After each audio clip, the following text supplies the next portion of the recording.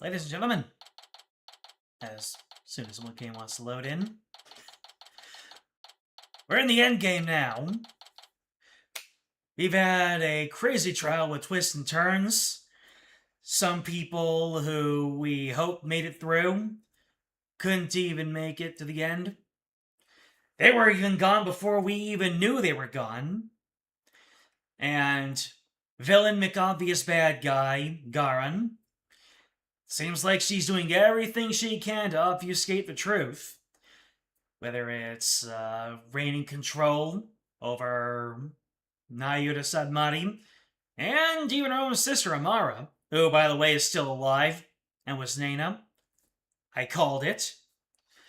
And just as it seemed like everything was going to wrap up with Amara being the actual culprit, we talked her down out of it, and the post-mortem Riz of Dirk came in clutch, and it seemed like Amara was going to tell us who the real culprit was in this case, when all of a sudden, one of Garon's zealots silenced her. So, we're just going to have to pick up the pieces and see what we can do to drive this court case to its ultimate end.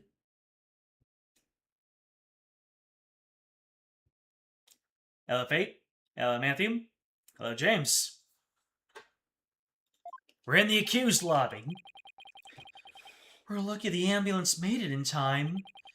But we've been forced into a recess for now while things get straightened out.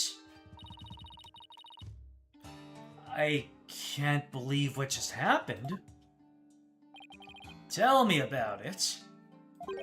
You think Garan put that guard up to it? If she did, she's gonna regret it. No one gets away with something like that on my watch.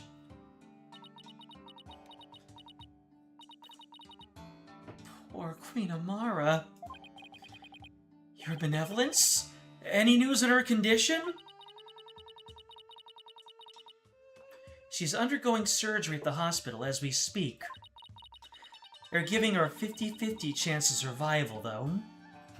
I'd say usually if they don't die on the spot, then they end up living. However, we did play Phantasy Star 4 on this channel, and we know how that ended up.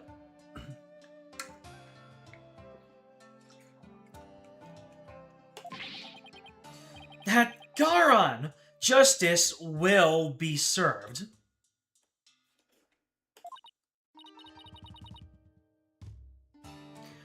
Why?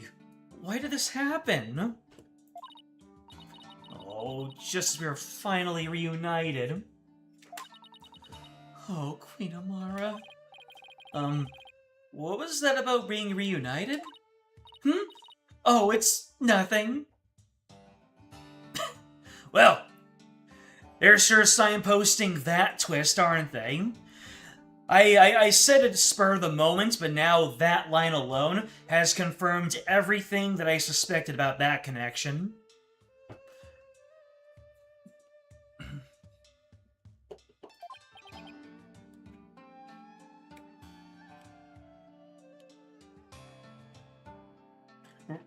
Right. How are you, Hornhead? Dirk Sadmati was your father in all but blood, after all. Thank you for your concern, your benevolence. But I'm fine. Right now, we have a trial to see through. So that's not what I'm going to stay focused on. Hornhead, you are sturdier than your stature lets on. Just don't overdo it. Okay, Apollo? Sure. Ow. That's why I got it wrong.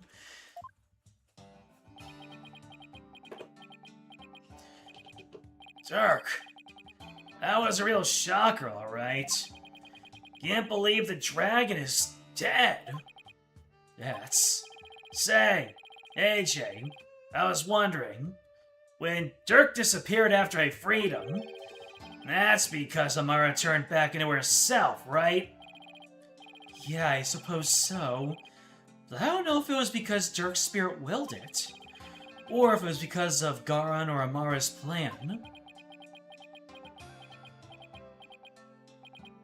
Man, our dream of revolution.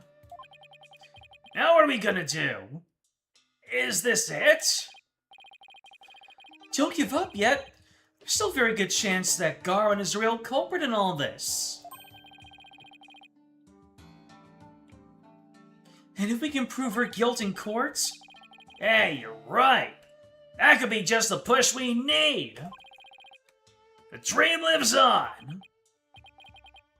Yeah, it does. You should play East 8 if I think that. You know, I really should. You know what that means, AJ? The fate of the revolution rests squarely on your shoulders. No pressure! All in a day's work. Who am I kidding? That's a ton of pressure.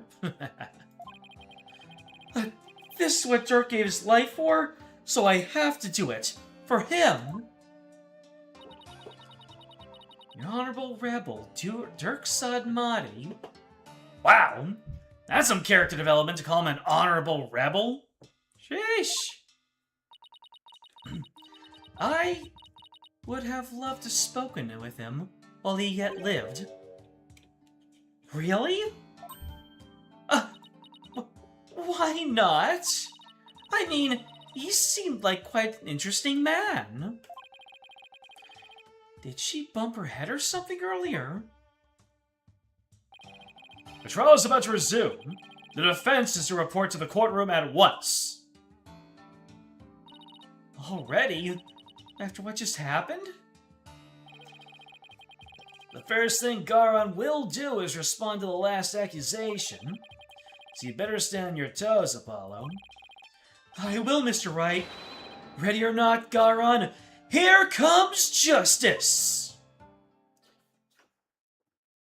I'm fine!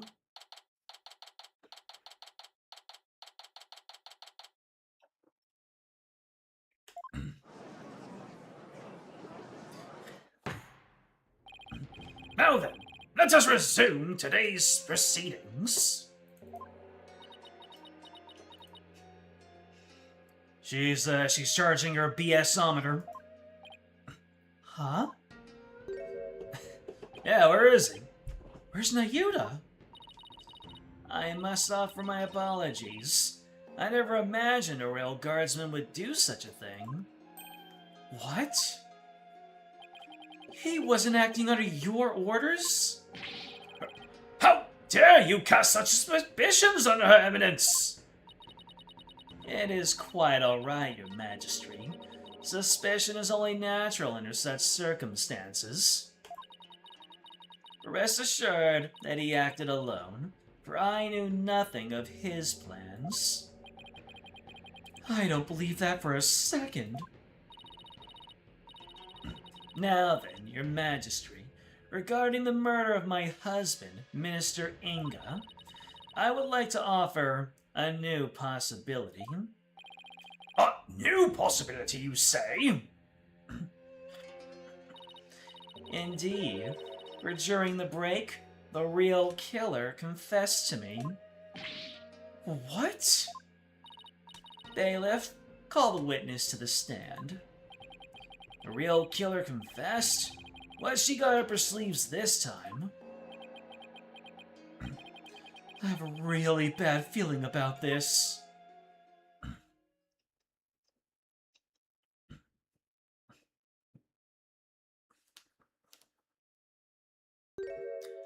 Really? Amara loses one of her meat shields, so she just grabs the next one and just puts it right in front, without hesitation, as naturally as breathing. He's the one who confessed? Prosecutor Sadmati, you're the real killer? I questioned him during the recess, as I felt that Amara had been covering for someone.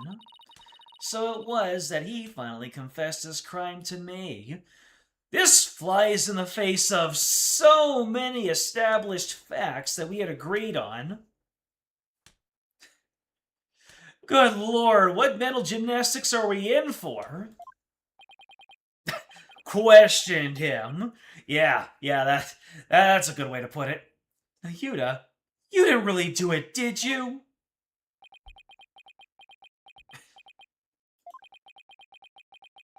It's really taking him a long time to come up with what he wants to say. Her Eminence speaks the truth.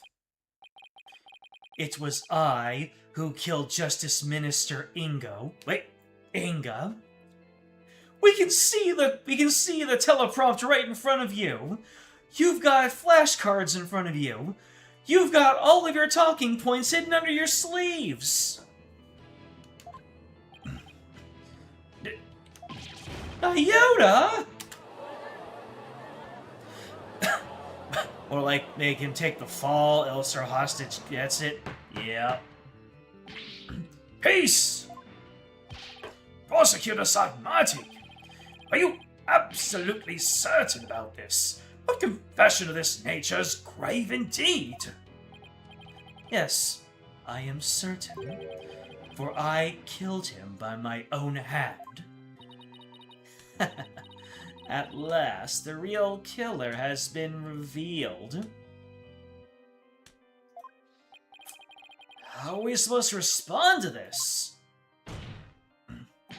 Yuta, retract your confession! Now! Enough with the ellipsis! Mr. Justice, it is not yet time for your cross-examination. Who cares about that? Admit it! It was Queen Garan who put you up to this! She forced you into giving a confession, didn't she? Still hitting me with the silences. Even while he's on the stand. You're out of line, Mr. Justice. Learn some self-restraint. Oh, but... Or do you have something that might prove that I did not commit this murder? That is... What do you think you're doing? Back, Truly, the truth can set us free. Gonna put a pin on that one, Garan. Looks like Garan got to him somehow. I definitely didn't see this coming. No, because the guy with the magic eyes is the other person. Yuta, why are you doing this? Why would you sacrifice even your life to do Garan's bidding? Whatever the case may be, Prosecutor Sadmari, your testimony, please. All right, let's hear this this stuff coming straight out of your mouth. I could not remain silent while Her Eminence fell under suspicion for this crime. It was I who murdered Justice Minister Inga. He had to die for the future of Khura'in. I consider it divine judgment cast upon a fiend who sought to assassinate our monarch. My mother was simply covering for me. I am ashamed to let her go so far for my sake. Alright. You do understand what you're doing, right, Nayuta?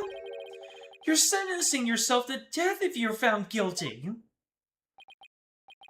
If that is the court's verdict, then so be it. I must obey the law above all else. The law, Nayuta? Or the Queen? Enough. This blather has nothing to do with the witness's testimony. Please address any issues you may have during the cross-examination, defense. Oh, I will. I'm gonna blow his problematic testimony to smithereens. Here it comes.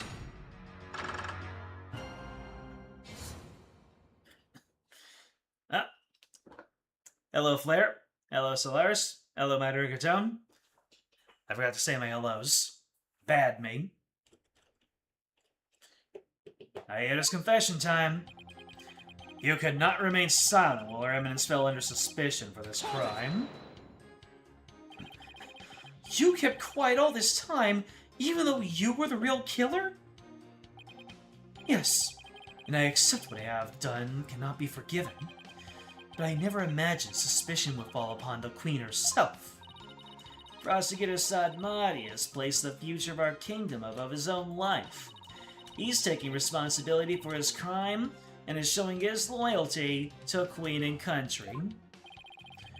Without a monarch on the throne, Khura'in would be plunged into chaos. I would never wish that upon my homeland. That is why I had to let the truth be known. What a bunch of baloney! I'm going to ask you again, Ayuda. Did you really kill Minister Inga? Yes. No matter how many times you ask, Mr. Justice, the truth is immutable. It was I who murdered Justice Minister Inga. We're basically gonna have to go through all the facts and questions again. It's not too late. You can still retract your confession before the verdict is rendered. There is no retracting the truth. One either tells it or does not tell it. It is that simple. Ah! Why do you always have to be so stubborn, Nayuda? I hate they never listen to reason once you get like this. I think we'll need some evidence before we can get him to retract his confession. Other than that, we'll have to force a retraction out of him by appealing to what's in his heart. It's not going to be easy either way. Prosecutor Sadmati, what was the motive for your crime? I had reason enough to kill Minister Inga. He had to die for the future of Khura'in. What do you mean by that? Mr. Inga was planning to assassinate Her Eminence in a coup d'etat. I had to nip this evil in the bud, even if it cost me the purity of my soul. So you're saying the death of another is a reasonable price to pay to protect the Queen? Long have we remained independent under the authority of our spirit medium queens. We command the people's awe and respect with the power to commune with the dead. Without such a monarch, our kingdom will lose its standing in the world. If spirit channeling is so important, why did you have Queen Amara perform the rite? I'm afraid my elder sister is quite capricious. She would fulfill her duty only when the desire struck, as sporadic as that was. It was, therefore, something she did on a whim. There was no meaning behind it. A meaningless whim? It's hard to press a statement like that. Now, if I may return to my testimony, I considered it divine judgment cast upon a fiend who sought to assassinate our monarch. Divine judgment? Yes, I rendered judgment upon the minister on behalf of the Holy Mother. Are you saying the Holy Mother guided you? No, Her Holiness would never condone killing in her name, regardless of circumstances. Okay. As such, I believe my defiled soul will be damned to hell. Would you call it putrid? Would you say it has the properties of a pepper? Let go and move on, Yuri! Nah, we're gonna save you. But I do not regret what I have done. I willingly sacrificed my soul to protect this kingdom's future. Snap out of it already, Nayuda! So, his motive comes from a place of faith, huh? Why does that sound completely credible when it's coming from him? Well, Amara expressed a similar motive. As for her mercifulness, she is truly deserving of her title. My mother was simply covering for me. I am ashamed I let her go so far for my sake. So, you killed Minister Inga, and Queen Amara staged the crime? Is that how it went? Precisely. My mother is as clever as she is kind. She sought to conceal my crime by taking all the guilt about herself. Yet another lie. I need to poke a hole in this testimony. But how? Nayuta, could it be you... Didn't know Nana's real identity, told Amara what to do? Didn't know Nana's really... I mean, he sure didn't seem like he knew. You didn't realize that Nana was actually Queen Amara? Your own mother? That is not as strange as you might think. Much time had passed since we last met, after all. Right. 23 years ago, was it? When Dirk saved her after the supposed assassination attempt? Wait, what was that last one? Much time had passed since we last met it, 23 years ago. No! It was 15 years ago that Dirk abducted my mother. Honey? That's weird. Are you sure about that? I remember it clearly. I was around 10 years old at the time. Nayuta, please add that last statement to your testimony. I was reunited with my mother, Queen Amara, 15 years ago when Dirk abducted her. 15 years ago, huh? That's around the time I left for the US. What happened after Dirk helped Queen Amara escape? Agents of the Crown pursued us relentlessly, so we had to live a life on the run. Mr. Justice, know that Dirk sent you away so that you would not be caught up in that life we led. I see. Thanks. I can't believe it's been 15 years. Apollo, there's something about Nayuta's testimony. Yeah, that discrepancy's a bit hard to miss, but what could it mean? So Nayuta got to meet his mother, back when Dirk rescued her. That's what he was saying. It's news to me, though. I'd already been sent away by that point. Okay, now to drag more testimony out of him. What can I do with it? That last added statement is such a pull. Oh my god. The weaves, the lies we, the webs we weave, huh? Anyway. How did he think this was gonna fly when we already presented this in court? He freaked out at the reveal. Yep, the math isn't mathing. Don't have a picture showing Amara with Dirk's law book. I think we can all see who the kid is by now. I mean, I casually let my theory slip, so we're gonna see what it all means. You're saying that Dirk made off with Queen Amara 15 years ago? But that's strange, because I heard something very different from Dirk. He said that they ran off together 23 years ago. That is impossible. I know for a fact it was 15 years ago. Garn has weaved so many webs. She is about to Clayton herself? Yeah, that sounds about right. We'll have some evidence that contradicts your statement. How do you explain this photo? Dirk said it was taken 23 years ago. He said that. He did, but if we take what you just said as fact, then there's something in this photo that doesn't make any sense.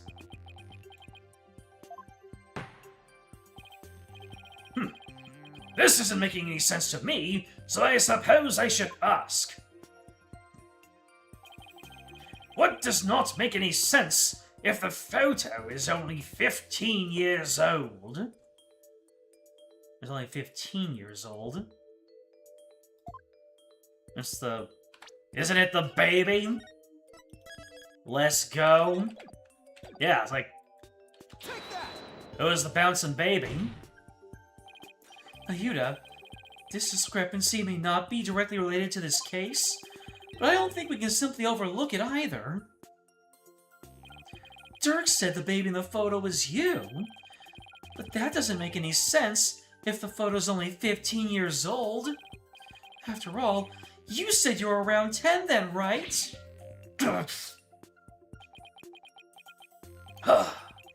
He's definitely sweating bullets over there, or something. Apollo, if this baby isn't Nayuta... Wait, you don't think... Did Queen Amara have another child while she was on the run?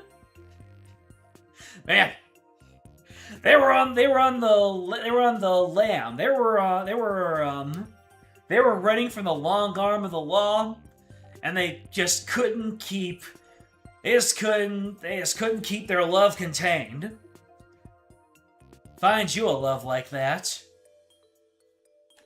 What? And just what if that child were being held hostage? Nayuta, is that why you obeying Queen Garon's every command? You presume too much. And that's why Queen Amara was trying to take the rap as well, to protect this other child. A child born 15 years ago? It would have to be someone who's around 14 or 15 years old by now. Gee, I wonder who's 14 or 15 years old. Nope, Tracy's 17. 19, 35, 25, 45, 46, 27, 35, 28, 46, 7 times 2, 43, 44, 44, 9. Albie is too young. This is just a guess. But I believe I know someone who fits the bill. This also explains the strange behavior. This is the child who was born to Dirk and Queen Amara 15 years ago. Man, is it me or is Apollo just really connecting these rapid fire? And he is just doing it with the straightest face. Dats is older than Dirk. Didn't see that coming. Is he? 45, 46. Damn. Dats is an unk among unks.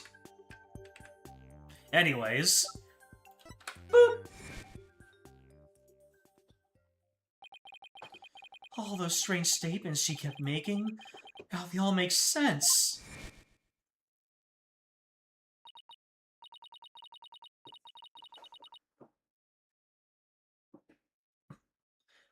That's as much as 4 10s! That's horrible. Prosecutor Sadmati, may I ask you something? Of course, Your Benevolence. I've been meaning to ask you this since yesterday. Did you know about Queen Amara? And about me?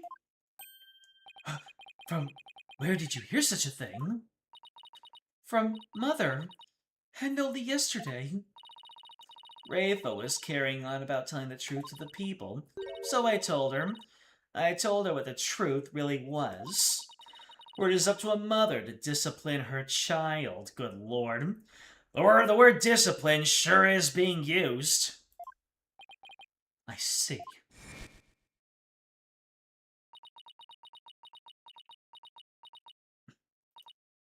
I cannot accept this. Something the matter, Your Benevolence. Queen Amara is lying. It makes no sense. Queen Amara would not have killed my father. Why? Why did this happen then? Oh, just as we were finally reunited. Oh, Queen Amara. Yep. Now I see, Nayuta. Why you do what you're told.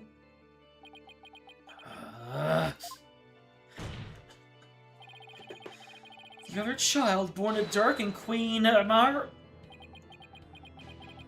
Mr. Justice, I believe I know what you're about to say, but I cannot allow you to name an innocent soul as the child of terrible sinners. I thought you might try to stop me. After all, simply revealing this information endangers who you've been trying to protect. I think this should make it clear what I'm talking about. This is the weakness in your armor. The reason why you fear for your sibling's reputation. Why you fear for your sibling's reputation? Ah! What is that supposed to mean?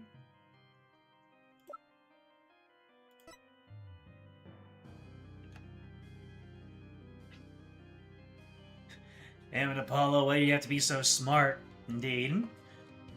The reason why you fear for your sibling's reputation...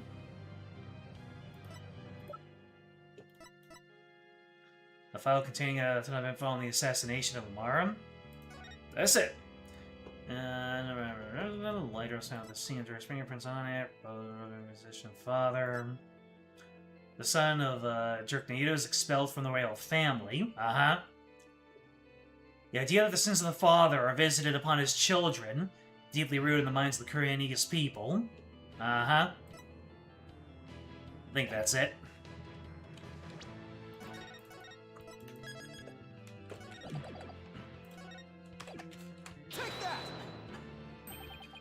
And that is a file full of information that Dirk collected on what happened 23 years ago. Of particular note right now is what's written here. The sins of the father are visited upon his children. This deeply held idea is why you were expelled from the royal family. Which means it wouldn't bode well for your sibling either. If she were revealed to be Dirk's daughter...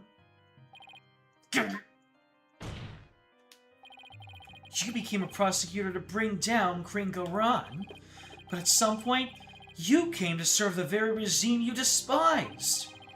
And that was because the Queen found this chink in your armor. That's how she came to use your sister against you.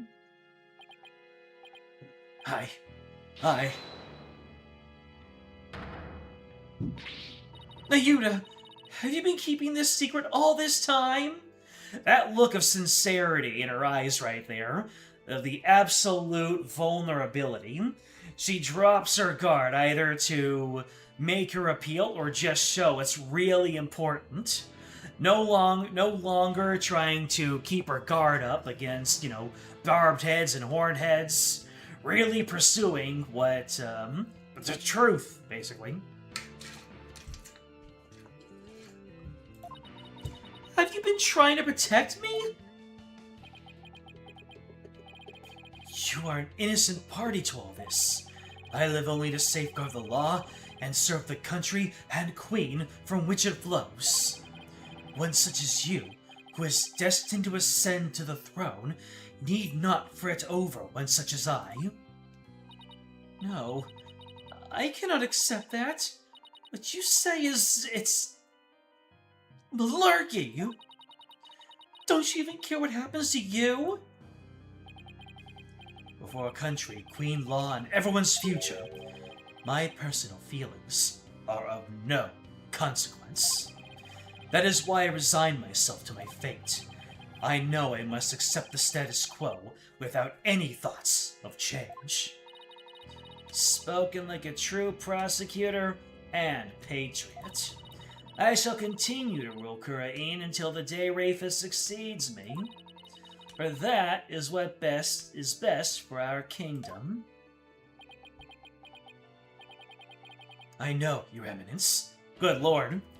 If Garon looks like Ultimacia, I can only imagine what her crash out is gonna be. It's gonna be the stuff of legends.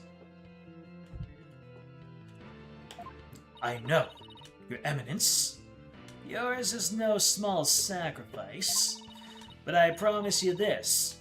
In exchange for your life, the child shall remain safe, and the kingdom shall prosper.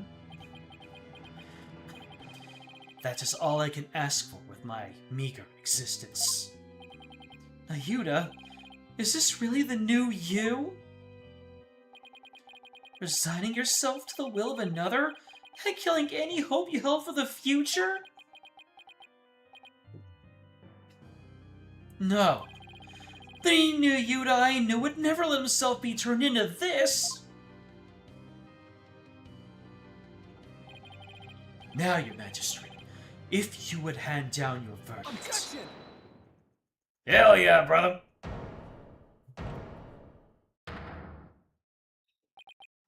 Use them cords of steel. No better time. This is what they were made for. You can say you're simply accepting your fate, Nayuta. But I know that deep down, there's still hope in your heart. Oh, Holy Mother, preserve me. It's the kind of hope that perseveres through the most desperate of times. And it's what binds you, me, and Dirk together as a family. I know, because this has demonstrated to me that you haven't lost all hope yet. What shows that... What shows that Nayuta hasn't lost all hope yet.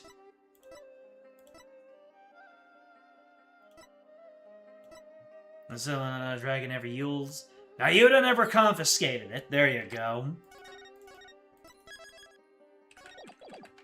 Take that!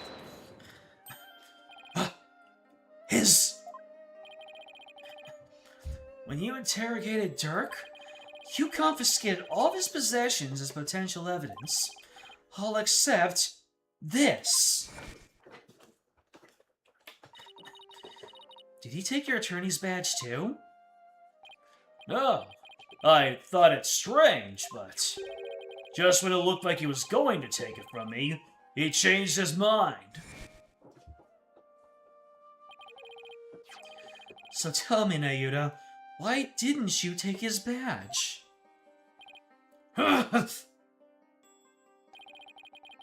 You couldn't bear to take it from him, could you? And I know why. It's because this badge means something special to us. Hey, Dirk, why do you still wear your badge? You're not a lawyer anymore, right? This badge is my heart and soul, son. I'll never stop trying to realize my dream. Not until my very last breath. A dragon never yields, right? Oh, Nayuta, you sound just like your dad. Exactly. Nayuta, Apollo, I vow to restore Khura'in's legal system to its rightful state one day. I want to pass on to you a world where you can live rent-free.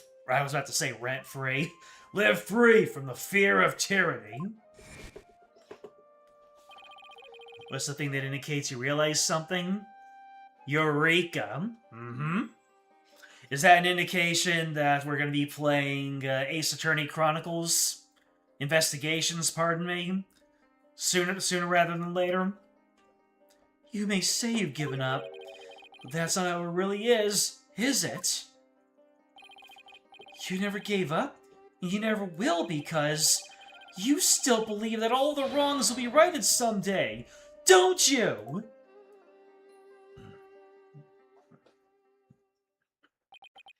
Well, I didn't say we're gonna play it next.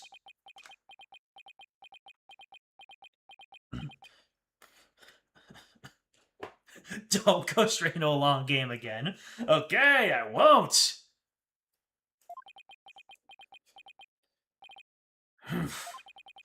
You are very perceptive, Mr. Justice. Huh? Exclamation mark? It may very well be as you say. Why did I not confiscate this badge? Even I did not know. Until now. Perhaps I was waiting for him to save me. Save you? Yes, save me. Like he did on that day.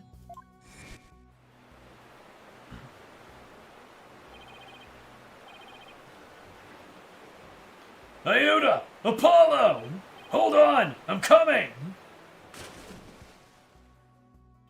You know, usually when they rerun flashbacks, it's just like, okay, get on with it. But Dirk, being an absolute goat dad, I think we can. We can see this one again. I should play Trails from Zero. It's short. Yeah, it's short when compared to the lifespan of the universe. What father wouldn't risk his life to save his own children? Ayuda, Apollo, don't you ever hesitate to call when you need me. Understand? Someday, he would come and free our family from the chains of the past. Perhaps, deep down, that is what I believed. I believed in Dirk. Our father. Ayuda, I knew you. However, it was but a dream.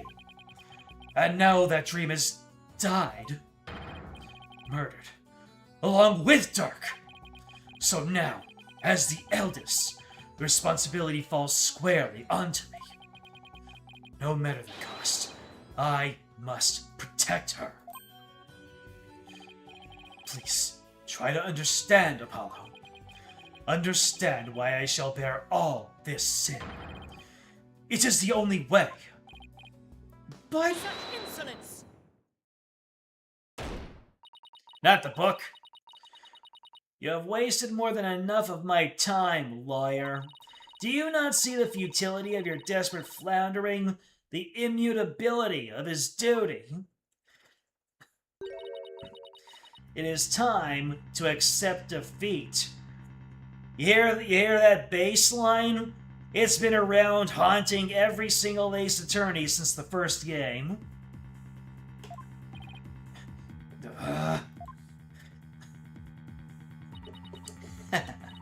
Now, watch as the hammer of justice comes down upon your dear brother. I'm trying to listen. Is this touched up music? Or are they using the exact same music from all the way back in Ace Attorney 1, Gyakuten Saiban, from the Game Boy Advanced? It sure sounds like it's not upscaled.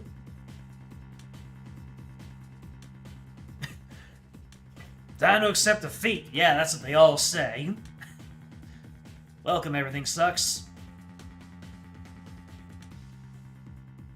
Now watch as the hammer... Oh yeah, I already said that. Your Majesty, the verdict, if you will. You forgot to snap your fingers. And then bash your head on the wall behind you. Yes, Your Eminence! Objection! Wait a second. What do I do? Does the defense wish to raise an objection? There's gotta be some way to save Nayuta. Apollo. It all goes back to that incident 23 years ago. It's branded him the son of a criminal. So if we could just once and for all prove that Dirk did try to assassinate Amara, right, Nayuta Mrefa's father would no longer be viewed as a criminal. But I thought there wasn't any evidence left, because it was all destroyed in the fire. And Dirk investigated the matter for years, but never managed to learn anything new. Really? Nothing at all? Could an exceptional lawyer like Dirk try that long and really uncover nothing at all? Yet over 2 decades, Apollo. Huh? Quit being obtuse, Mr. Wright! Hey, it's not for my benefit that I'm being so vague. He's right. I doubt Dirk would have gone to his grave without discovering something new. He must have secretly planted something to topple Garon with somewhere. Take another look at the evidence. You just might find what we need to break out of this situation with in there. Got it. If the defense is done stalling for time, I shall now render my verdict. Yup, your deduction abilities carry through past this game. Gonna need those detective skills in the future. What do you mean? Is one of the Trails game gonna require some heavy-duty sleuthing? No, wait. About the assassination attempt 23 years ago. The defense has some new information it would like to share. You do? Well, we had intended to deliberate that case in the course of this trial. Dirk, did you leave something behind for me? Is there some connection I'm missing here? Very well, then. What is the source of your new information about the case from 23 years ago? I'm thinking it's this gemstone, because it's covered in soot. Because we found it in an ashtray, but it was full of ash, not in soot. So, the gemstone, it's as if the gemstone were in a place that was full of fire.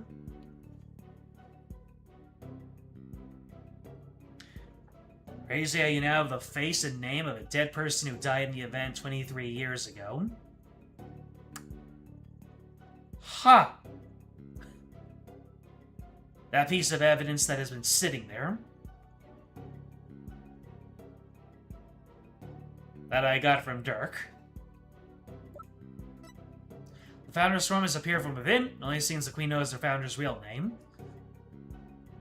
About this exact case, what... A face and a name of a dead person who died in the event 23 years ago. Sitting there that you got from Dirk about this exact case. You, Oh.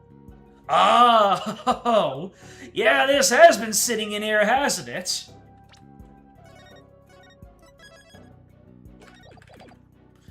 A picture of my biological father, Joe of Justice, who died in Khura'in. Oh my goodness. Are we going to, we're gonna channel, we're gonna reunite with another Papa, aren't we?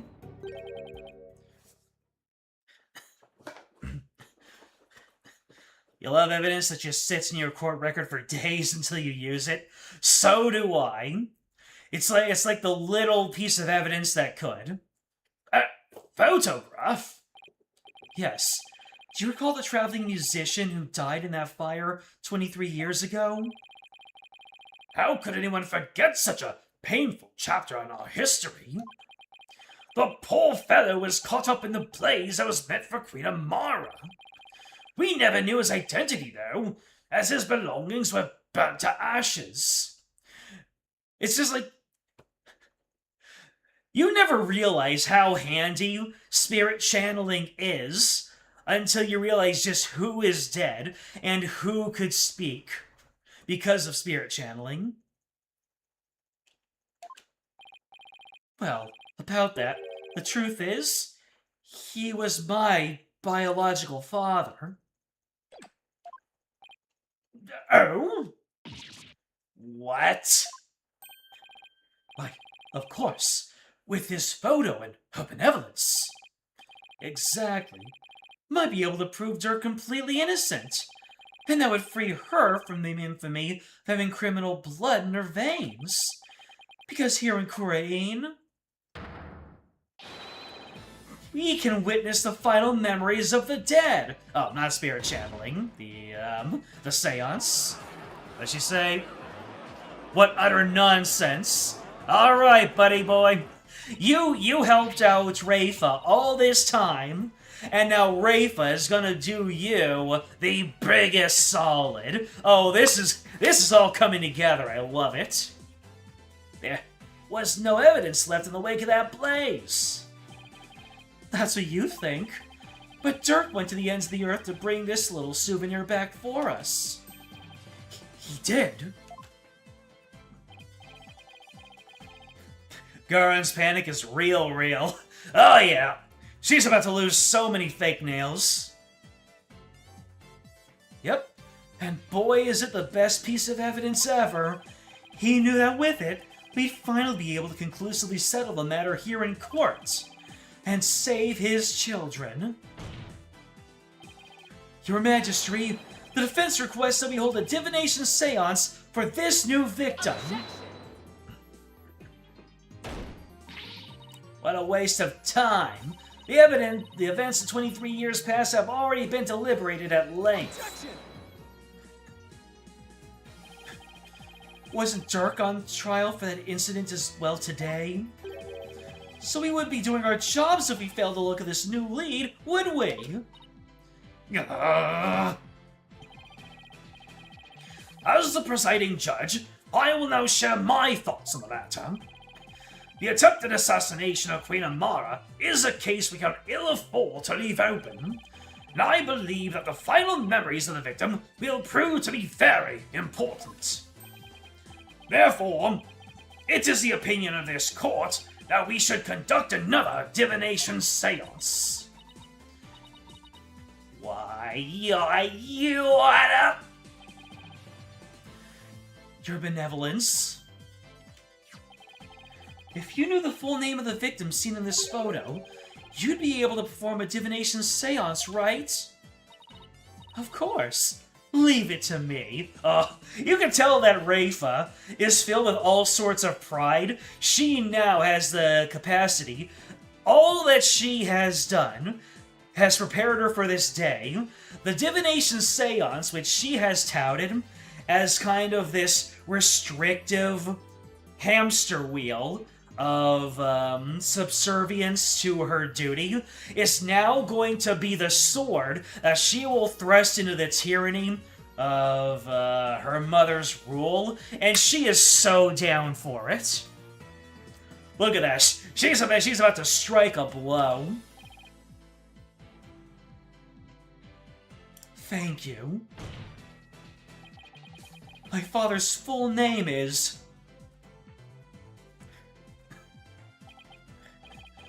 Jove Justice. Alright. Hell yeah. We were able to separate the segments of the case out. We get to see a full divination seance every single time and not double up in a single string. Now, your benevolence, please commence the divination seance when you're ready. Hit us with that lack-assist voice. O Holy Mother, we hold this divination seance in your name. Let the eyes of everyone here be clear, and our ears be unstopped. Let the eyes of everyone be clear, and our ears be unstopped. O dance of devotion, guide the victim's soul to me, so that we may receive their final memories in the pool of souls. Boy, this is going to be interesting. Someone who has no bearing on the case of Inga's death, and who has no reason to do any obfuscating. Although, I'm also kind of concerned because we're not exactly going to just look at this and get everything that we need. We're probably going to have to do a little bit of decoding.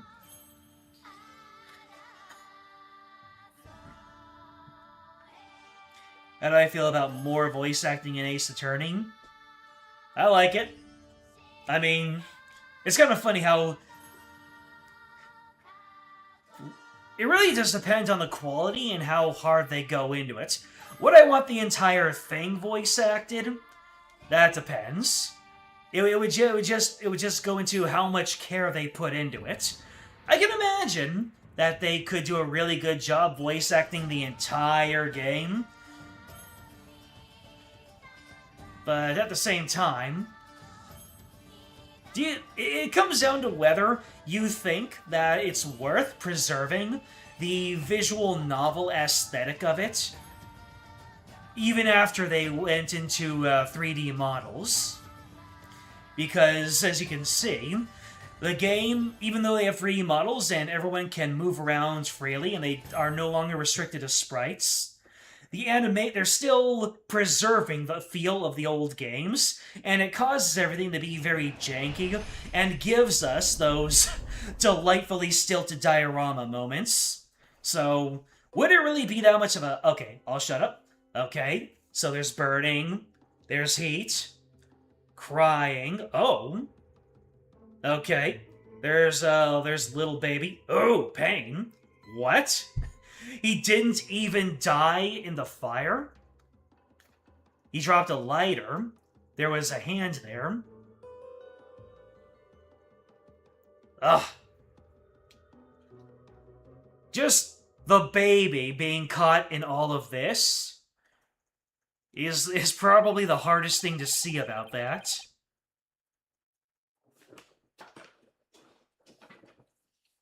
But yeah, I think it's worth it if you want them to compromise them. Like even though they went into 3D, they did not want to compromise on the sprite based aesthetic. So if they were to actually do that and give characters a little bit more movement and a little bit more voice acting, would it cease to be the same effective Ace Attorney that we know and love? It's like, if they put a little bit more into the presentation, might that take away from somewhere else? Because it will never be the intention of the developers to compromise anywhere, but as we all know, all the decisions made regarding a game's development are not entirely on the developers. There could be some kind of meddling outside, because for all we know, they could be making the game on the same budget, but that budget could be reallocated somewhere else. So maybe they would write and revise the scripts in half the time, and all the budget that would be for proofreading and, fact-checking and things like that would go into the voice acting. So, I mean, it really depends on who allocates all those resources. The developers would never want to compromise on the writing, but it wouldn't be up to them. So, in theory, having them fully voice act the game is an A-okay, but in practice, I kind of feel like it would be compromised in a way that is far beyond the developer's control. That's just what happens in these things historically. Okay, well, I was going on that tirade. What are we talking about?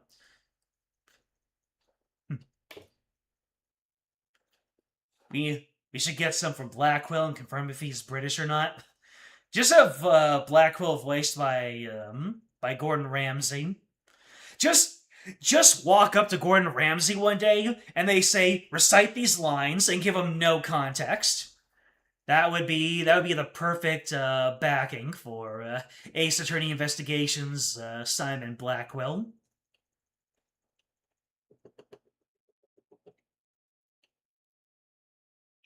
We deduced Rafa's parentage in public court. It would not be a secret. Plenty of visual novels are fully voiced. Well, yeah. It's not exactly the longest game in the world, but, the Sucker for Love was largely voice acted, with the very technical decision to not make the main character voice acted, so that everyone can use their own voice, and it was absolutely fantastic. You really do need a Blackwell Ace Attorney Investigations game. As long as they don't go for AI. Someone in there would try to make it happen. They started doing AI-generated voice acting. Yep, they did. And they started doing AI-generated voice acting for anime dubbing. And it went over just about as well as you expected. Actually, it went over even worse than you'd expect. And on the unfortunate side, I remember a long time ago, someone did a Scooby-Doo and Five Nights at Freddy's crossover, where the voices of the Mystery Gang, they were AI generated, and for the most part, it was okay. It was kind of flat in a lot of ways, but people mostly weren't against it, but that was because the person who made it, they could not afford voice actors. But then after they got flack for it, I think they redid it with voice sound-alikes, and I think they were able to, I don't remember it. I think they were able to use the revenue from the original. Don't quote me on that, but it really does come down to when do we witch hunt in that situation, because obviously we do not want to replace people with AI, but at the same time, it's like if you can't afford voice actors, where do you turn? Do you just release it as a proof of concept and get people on board? Because it seems like generative AI is good for conceptual stuff, but you just have to remember not to release anything in any official capacity. But even then, people are so against it that maybe not even that would fly. So it's a whole sticky situation. They would just need to do the pseudo mouth movements on the models. They could have the same look and feel as they do right now.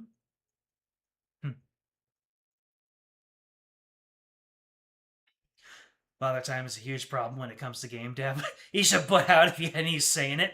Yeah, just put the game devs into their own pocket dimension. Put them in, just create a hyperbolic time chamber, put the devs in there, and then they'll pop out in a minute of real time. Except that they would age, so that there would be all sorts of moral implications there.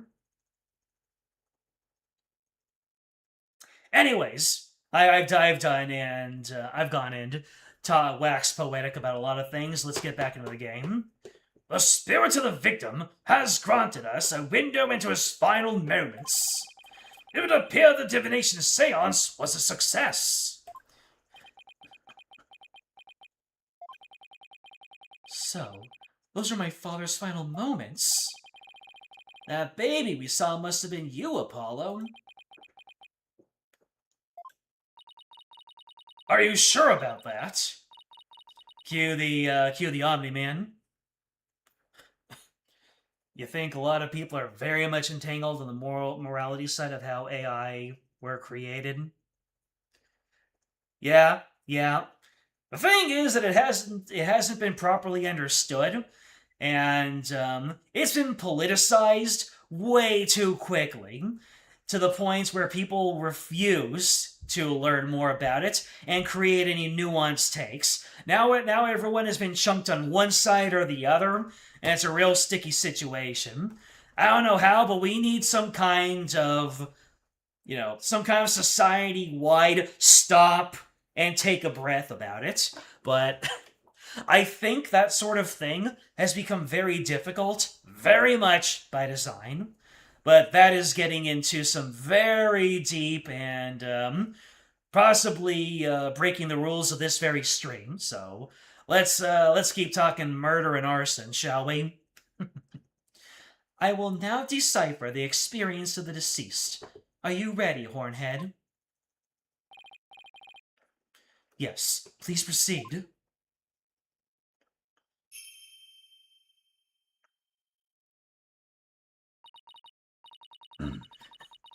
Very well. Here are my interpretations of the facts gleaned from the seance vision.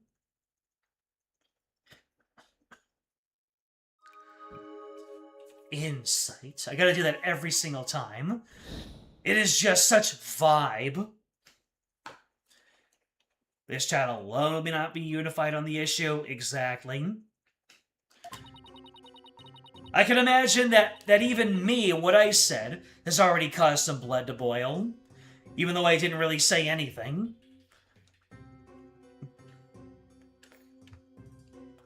Someone attempted to assassinate Queen Amara by setting her residence ablaze. Hornhead's father happened to stop by and was knocked out by the assassin. Dirk's fingerprints were discovered on the lighter found at the scene of the crime. That is how he was determined to be the assassin. Hornhead's father tried to save his son, but sadly, he perished in the attempt. I'm almost tempted to just cut that entire conversation out entirely, just so this doesn't get taken out of context.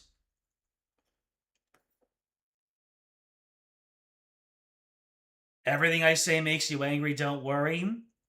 Well, I'm glad we have a thing going.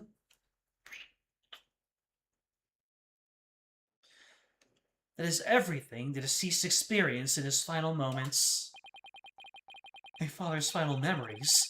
They're right here for everyone to see, but can any of them unlock the truth behind what happened 23 years ago? Alright, let's see here. Someone attempted to assassinate Queen Amara by setting her residence ablaze. That much is some. Apollo's father happened to stop by and was knocked up. Oh. I just realized it has to be Apollo because he has the horns. So Apollo's father happened to stop by and was knocked out by the assassin. Dirk's fingerprints were discovered in the lighter found at the scene of the crime. Alright. Here's what I'm seeing.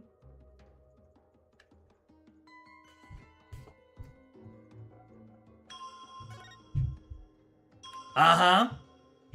The hand in the mirror looks like that is Jove's hand.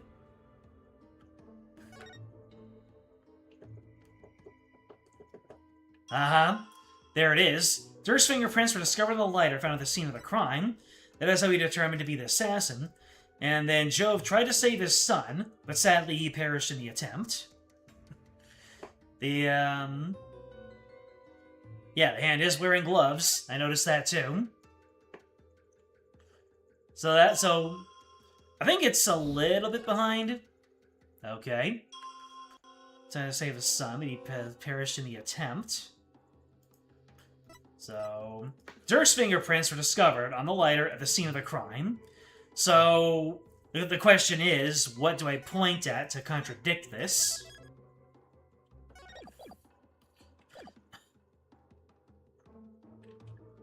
Let me see.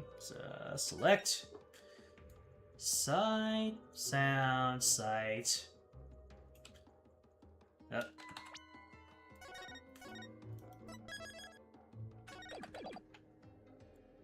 Is it over here? There you go. Dirk's fingerprints were discovered on the lighter that was found at the scene of the crime. However, the hand holding the lighter in the seance vision appears to be gloved.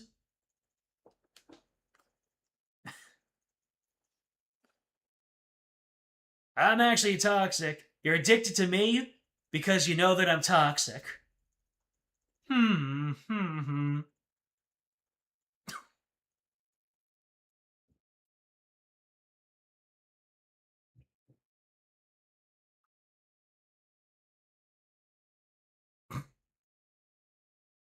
I like how one of you is just raising your hand, going pick me, trying to just keep the game going, and everyone else is talking about how toxic I am. Love you guys. The hand holding the lighter in the seance vision appears to be gloved. I believe you're right. What could this mean? It calls into question whether the hand in the vision really was Dirk's. If only we could make out details a little better. Very well. I will attempt to focus a bit more on what the deceased saw. Perhaps that will help refine the seance vision.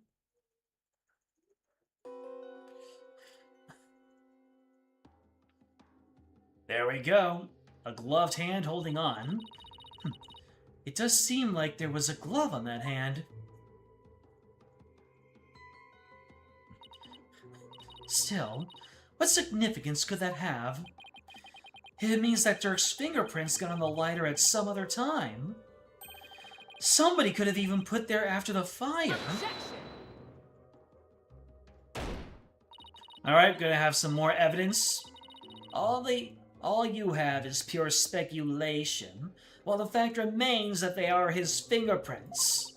Therefore, it stands to reason that Dirk was the one who used the lighter. Objection!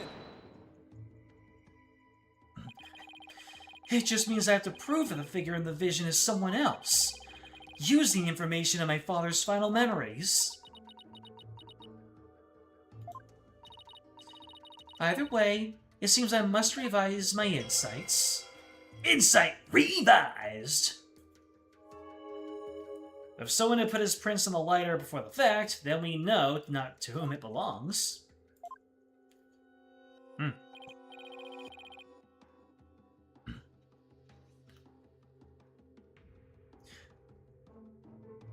Are we creating brain rot specific to this stream?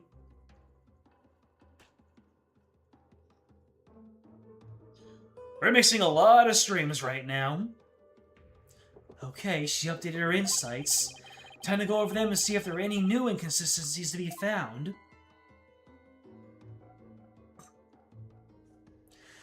Okay, so someone attempted to assassinate, so the insight has now been revised, and things are a lot clearer now.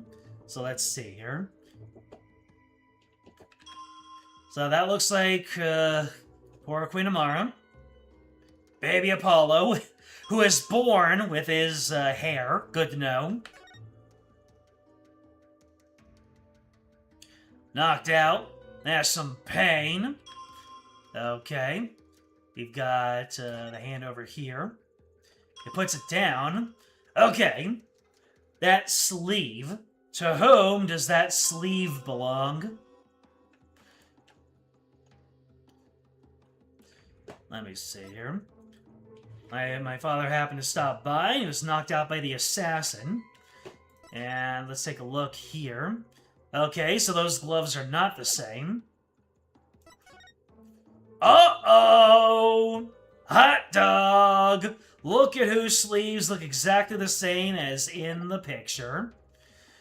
Let's see. So, someone attempted to assassinate the Queen Mara.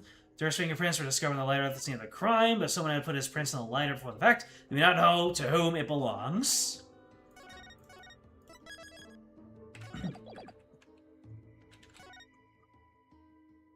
Objection! I'm getting a lot of mileage out of that mirror, aren't I? Wait, then this means the real culprit is... The figure in this vision is clearly not Dirk. The distinctive band around their wrists gives their true identity away. Ah! That design, it can't be. This will prove just whose hand was captured in this seance vision. Uh-huh. Take that! That photo. So you do believe the culprit to be... Justice Minister Inga had cuffs with the exact same pattern on them. You're referring to the cuffs of justice, correct? No, my armband is the cuff of justice. Yes, I hear they're a traditional part of Khura'in's Justice Minister's attire.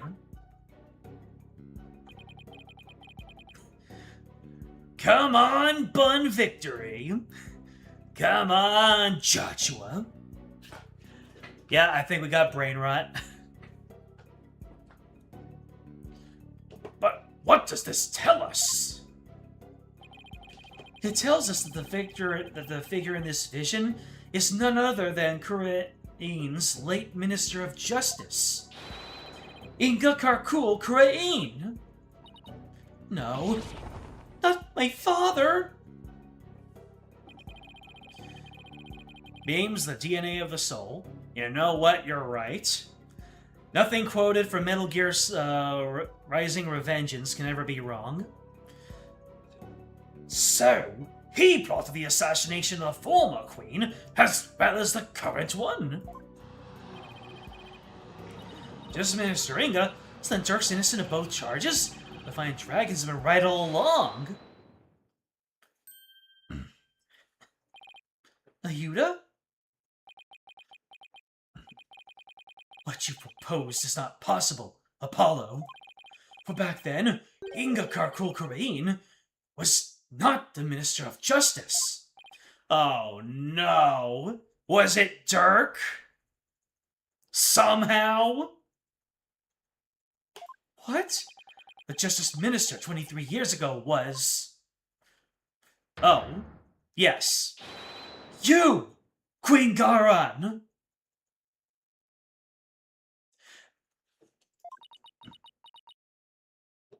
I thought we were gonna have a little bit more twisty-turny, but, okay. We're gonna be pointing the finger directly at Garon. Cool. What? Oh, right. She served as the Minister of Justice before succeeding the throne. I guess she also prosecuted the assassination attempt 23 years ago as one. So then, the figure in this vision is actually... Your minutes. It's you, isn't it?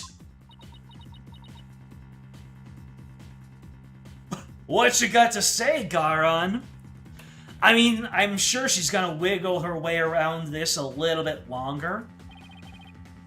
This is madness! Why would Her Eminence do such a thing? Because she was sent to the throne. She wanted to usurp the throne from her sister Amara? That's why she tried to assassinate her? Uh-oh. Are the turntablings? Are the turns tabling? I find this all very hard to swallow. Yes, Judge, that's how many people feel about Popeye's biscuits. Your Eminence, are you the one responsible for tearing my family apart? She's trying not to smile. You can tell. Everyone, there's so much delicious pain going on, but she can't play her hand just yet. Or maybe she's about to. And was it you who killed my father? Well, Your Eminence, I'm asking you a question. Man, Apollo is really holding it together. First with, being able to keep on moving after realizing the truth about Dirk, and now realizing the truth about his birth father, Jove. Such insolence! Yes, you believe me to be insolent, but why? Peasants. Always carrying on about things of no import. No import? You do not deny it, then? You concealed the truth and used me for your own designs? Oh, Nayuta. Spare me your feeble-minded line of questioning. Even if Dirk were cleared of all charges, it shall still be I who decides Rafa's fate. You do wish for her to be queen someday, do you not?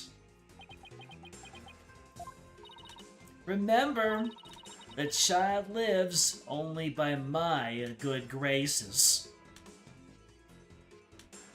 This is more than mask off. She just took the mask off, she tossed it into the air, and then she just buckshot that thing.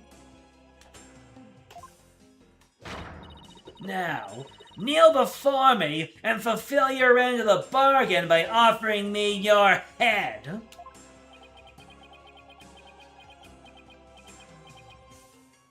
Come on, Nayuta. Time for the dragon to bare its fangs. The son of the dragon, I should say. Your Eminence. Aye.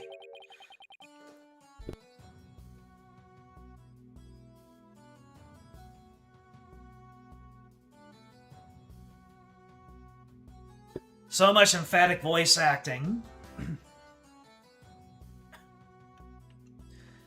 I am done heeding your commands.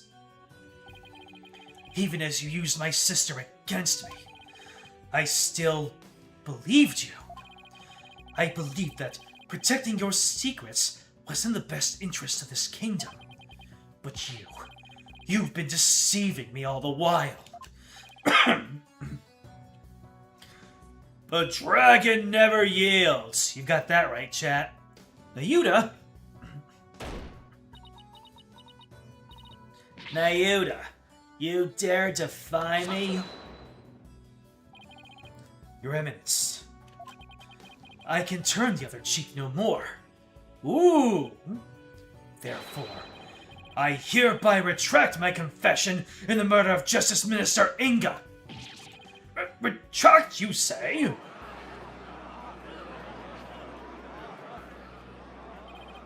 Dirk, the final piece of evidence you left behind has released Nayuta from his suffering.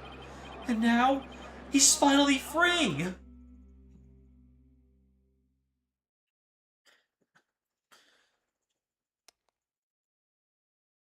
What's under this hand? What's that? What? Oh. Yeah, what's he doing here? What kind of symbolic gesture are we witnessing right now? In all this time, not once did I reflect on my own conduct, for I had believed all was fate. Lost in my own sense of resignation, I was unable to wake from my despair. But you, Apollo, you have awakened me with your demonstration of our father's creed. Yes! Oh, does he have a dragon tattoo? Oh! Dragon never yields. Absolute cinema!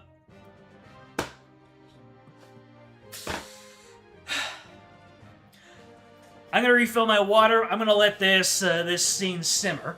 Kirby, take over.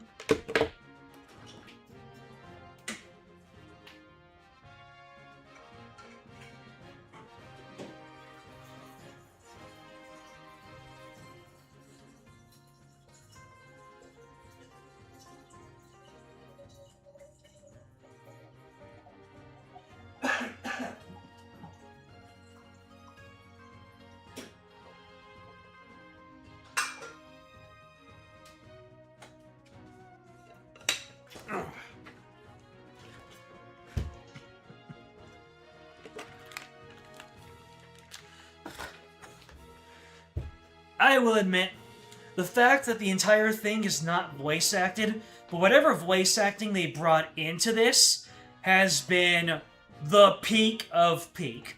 Hearing Nayuta recite the creed that a dragon never yields is some of the greatest payoff I have seen in all the games I've ever played. Absolute payoff.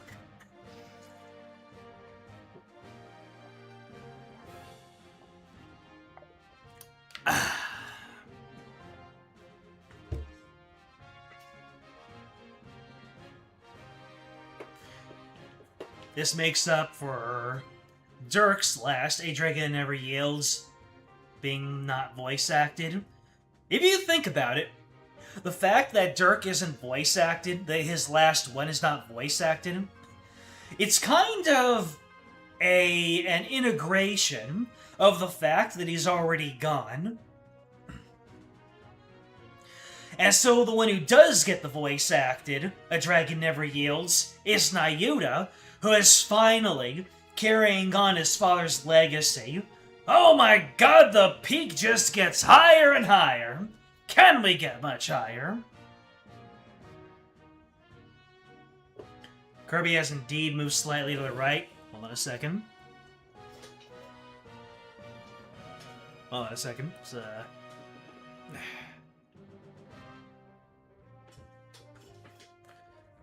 Nope, not enough.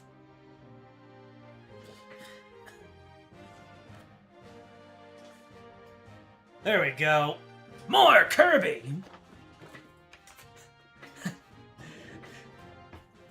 A Kirby never yields!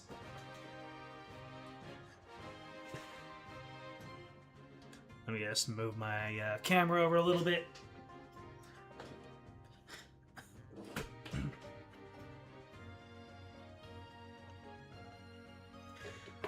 You eventually thought that Nayuta disproving deaths of having killed Tarrus was secretly foreshadowing of this?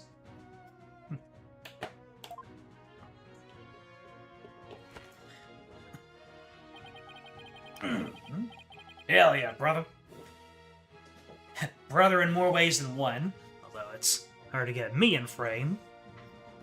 So I think that's why Either I need to move the table that Kirby's on or something. I will carry on Dirk's legacy and fulfill his dream. Hear me, Garan.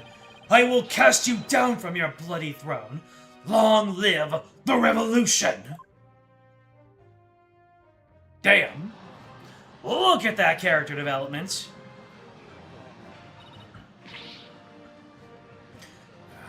Insolent fool! Now even you prattle on about revolution?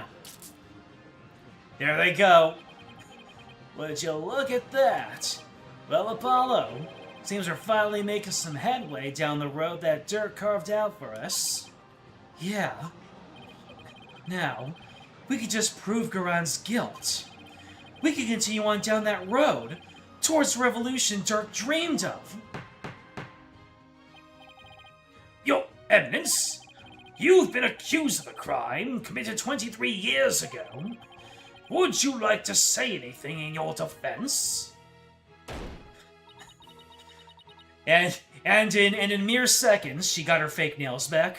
Not so fast, Your Majesty, for the cuffs could have been stolen and used without my knowledge. So you see, they can hardly be considered proof of anything. Why, I believe you're right. We know she's guilty. Well, lawyer, any evidence you will have me refute? Unfortunately, this photo wasn't the last piece of evidence Dirk left for me. So as far as evidence goes, I've got nothing else regarding that case from the past. However, now that Prosecutor Sadmati has retracted his confession, we'll have to re-deliberate the current case from scratch. Yes, the defense speaks the truth. Even though it is clear who the guilty party is. Oh, buddy boy! Are we gonna get Nayuta telling Garan to move on? Let go and move on, Garan?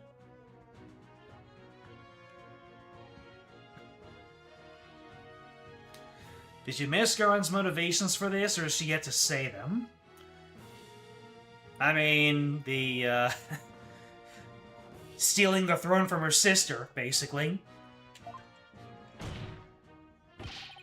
Queen Garan!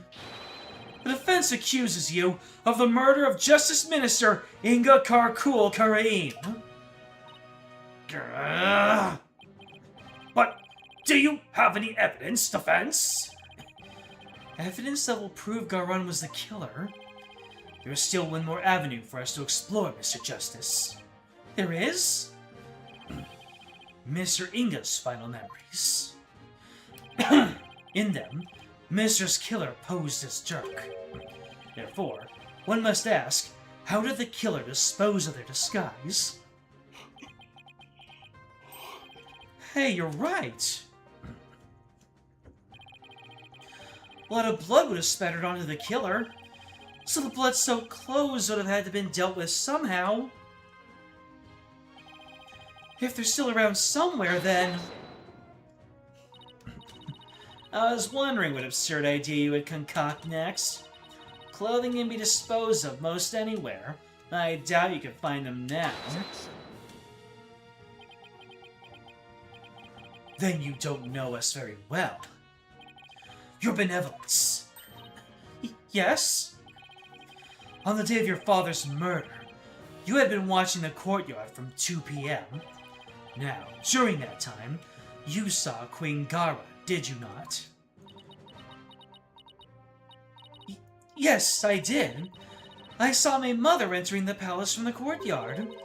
But I was told not to mention it, because it had nothing to do with my father's murder. Rafa, you would not dare! When the queen headed into the palace, did she have Dirk's clothes in her possession? No, she did not. So, maybe she disposed of them somewhere in the courtyard. The police did a thorough sweep of the area following the crime, but they did not find anything resembling Dirk's clothes. But you knew that already, didn't you, prosecutor? Yes, I admit no clothing was found.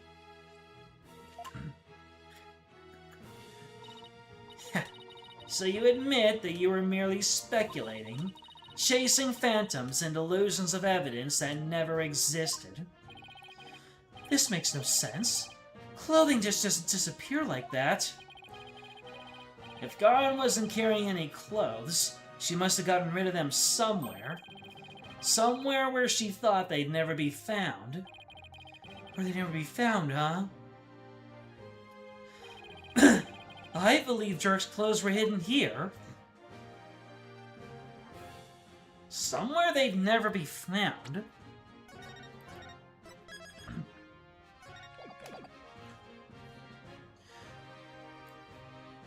I mean, she was in his private quarters, wasn't she? Ava's quarters? Nope.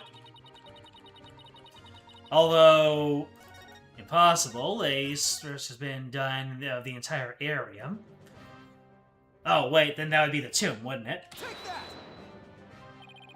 The tomb? You believe the clothing was hidden there?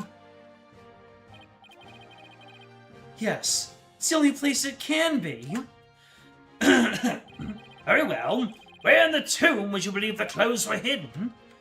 I mean, it goes along in that same vein, doesn't it? Of course. That makes perfect sense. The clothes weren't simply hidden. They were returned to where they belonged. And by that you mean... The killer would have had to get Dirk's clothes from somewhere. Luckily, they were right there. Yes, of course. At the time of the murder, at the time of Minister's murder, Dirk's body was already in the sarcophagus. So the killer could have simply borrowed his clothes. Right.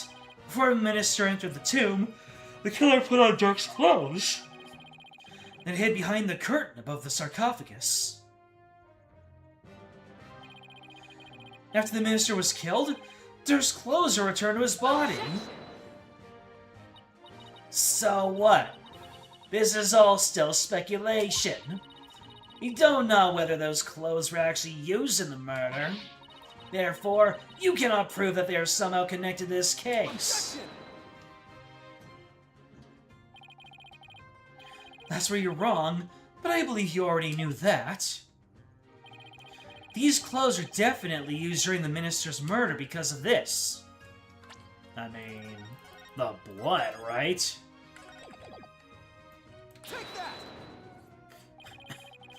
The bloodstains on... They prove? Okay. If that isn't the case, then let me see. What else proves it?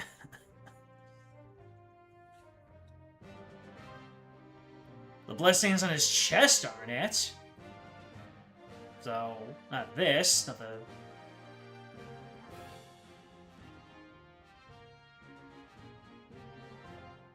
Okay, he specified the chest, so what if it's the bloodstains on here?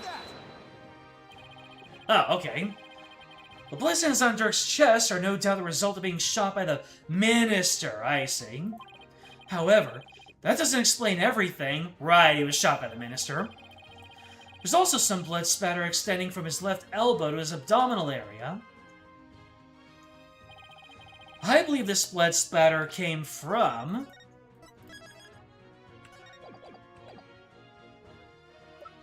Wait, what do you mean came from? Yeah. If the killer wore these clothes during the murder, then the blood spatter must have come from Minister Inga. I had thought it was all Dirk's. But that makes sense. Only wanted to be sure, though. Let's get those stains analyzed right away. Indeed, this may be the conclusive evidence we need to prove the Queen's guilt.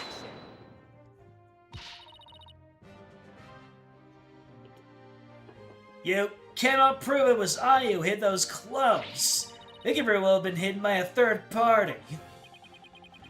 But could they really? I'd say the possibility of someone other than Garon heading the clothes.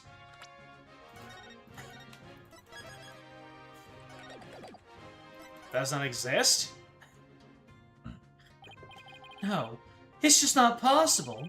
Your Eminence, I recall you saying the following. The key to Amara's sarcophagus is under the protection of the royal family. My husband and I are the only ones who could open it. Therefore, it'd be impossible for some knave to open it. Ugh! That was your own testimony, word for word. Why, you insolent! Admit it. Only you could have hidden Dirk's clothes after they were used in the murder. And that means you are the one who killed Justice Minister Inga. Insignificant worm! You dare accuse me, the ruler of Khura'in? Do not think for a moment that such impudence will... I'm afraid such arguments are invalid here in the Sacred Hall, Your Eminence. Because even monarchs aren't above the law. Like fine wine.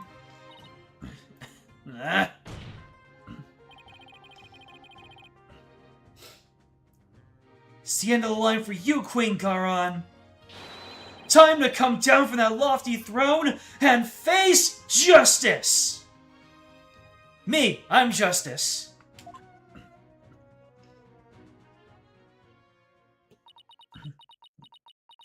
We get the climactic camera pan point.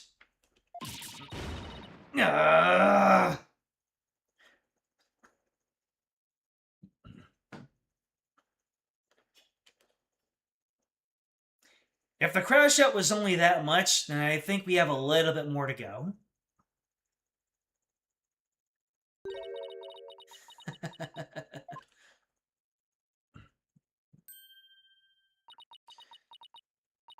Me? Face justice? Surely you jest. No, I justice. You are in no position to force my hand, lawyer.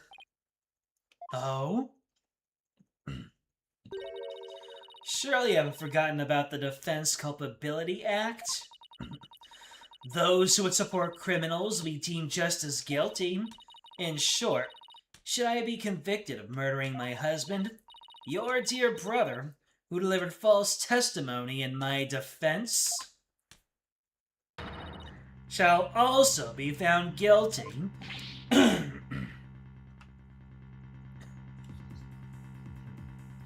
What? That can't be... can it? By delivering false testimony in the course of protecting a guilty party, he would certainly be judged by this court as having supported a criminal, and the Defense Culpability Act would most definitely come into play. But that law's so broad that anyone could be convicted under it. When it comes to the DC Act, even I am conflicted, and yet, as it currently stands, it is the law of the land. And as you said earlier, no one is above the law. Of all the absurd things I've seen, this law really takes the cake. Now what? What can we do at this point? You need not look so forlorn. Dirk has been cleared of all charges. So let us leave all thoughts of a real killer and revolution in the past where it belongs. She wants us to just let her off scot-free? And yet, I don't see another choice.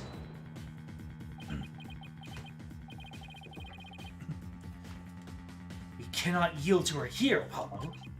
If it will move the revolution forward, I will gladly face the DC Act. Now do it. Accuse Queen Garon of the crime she has committed. There is one thing I can do. But What you speak of is not revolution. Our kingdom will not function without its sovereign, and Rafa cannot accept the throne, for she is yet incapable of channeling spirits. Thus, to accuse me is to wish destruction upon our fair kingdom, you terrorist. Terrorist?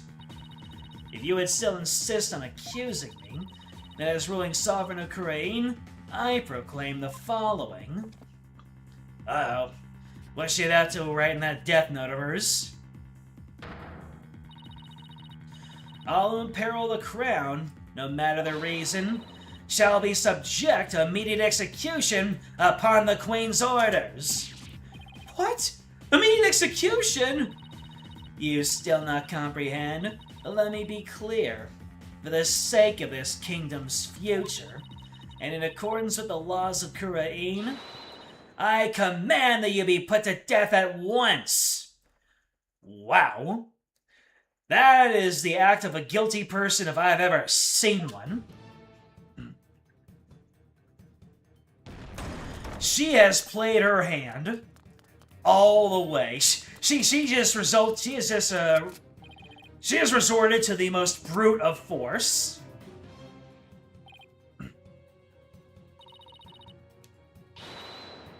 Okay, what's about to happen now?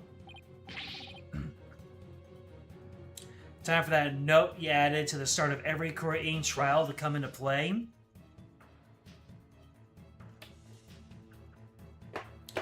The note that you had at the start of every Khura'in trial, you say. Let's see.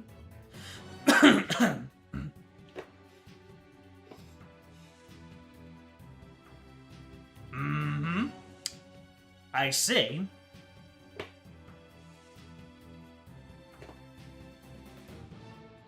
Isn't this going a bit too far? Why is the Royal Guard...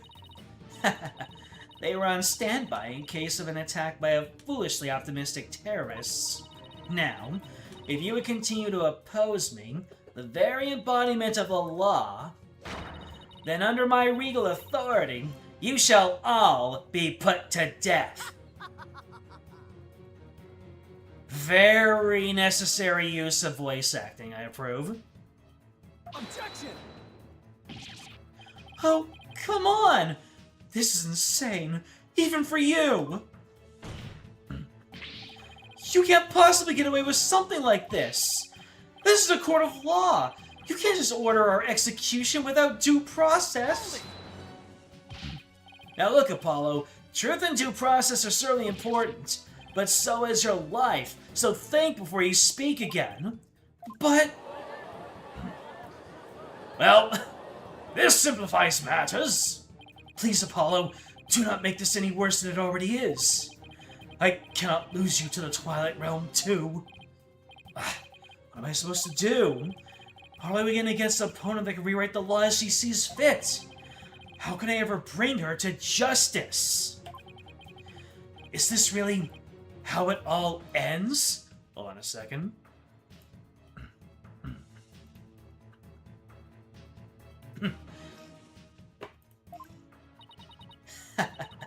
It is your life or your accusations, lawyer.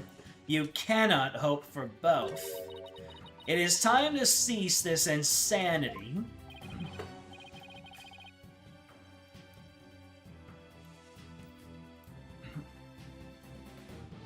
Well, in how many instances is giving up the rightful course of action? How many times?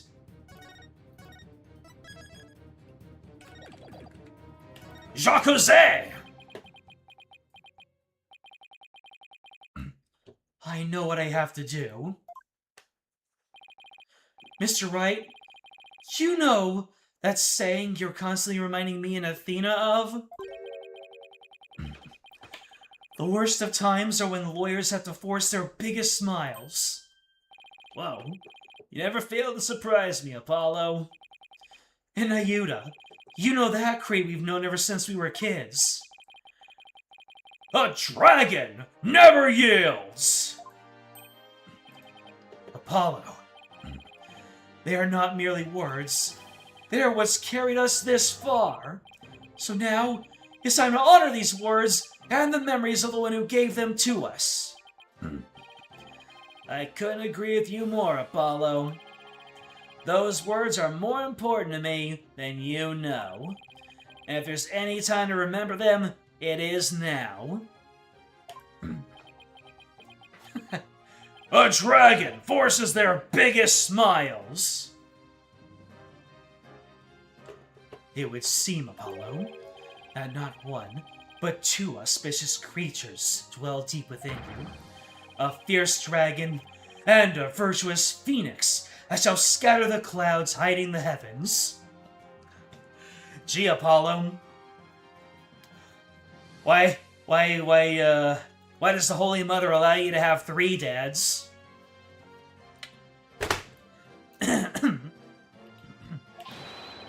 I shall join you in your death-defying bluff. Why a bluff, though?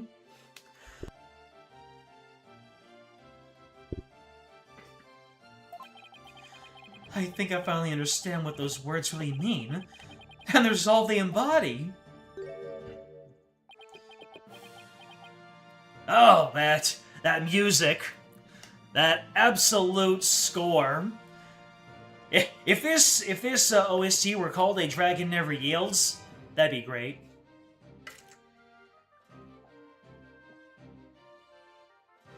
Well, in a lot of mythologies, in some games, a phoenix is considered a type of dragon. Are you smiling, even in the face of certain doom? Is there no end to your defiance? Nope. Unfortunately for you, no. I won't let fear, or even the law, force me to abandon the pursuit of truth. Because there's another saying in my country, the truth will set you free. Indeed, that's precisely what Dirk sought to do through this trial. He wished for us to break free from a certain despicable spiders immobilizing silk threads. Yeah, that might be a tongue twister. Despicable spiders immobilizing silk threads. We won't be intimidated by unjust laws or give in to fear. Abandoning the truth is like that is just not a part of my playbook. There's only one path before us. Revolution! The time to make Jerk's dream a reality is upon us. Your Eminence, if you are the law here in Khura'in, then your very existence is wrong! Is your desperate bleeding know no end? I know it's a bit late to ask, but what's the plan? Well, if Khura'in is going to execute us on the spot under the Defense Culpability Act, and the law itself derives its power from the authority of the Crown, then there's only one thing to do. We dethrone her, right here, right now. Alright, but how? It's not like we have a lot of time to come up with a way to do it either. I doubt she'll allow you to perform another cross-examination while we think. Don't worry, I'll come up with something. We'll be fine! We can't give up. Not now. We have to keep fighting to the end. We can't allow these broken trials to go on. It's time to make things right.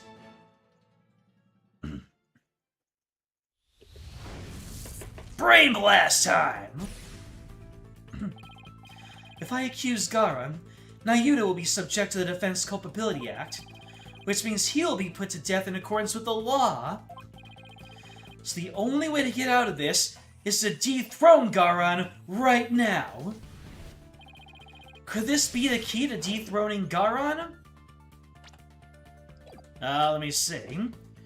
Raifa, Maya's channeling ability.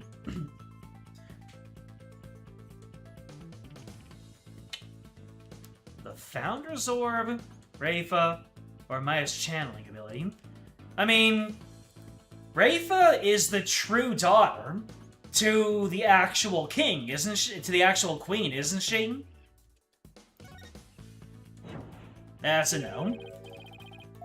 Oh. Alright. Although...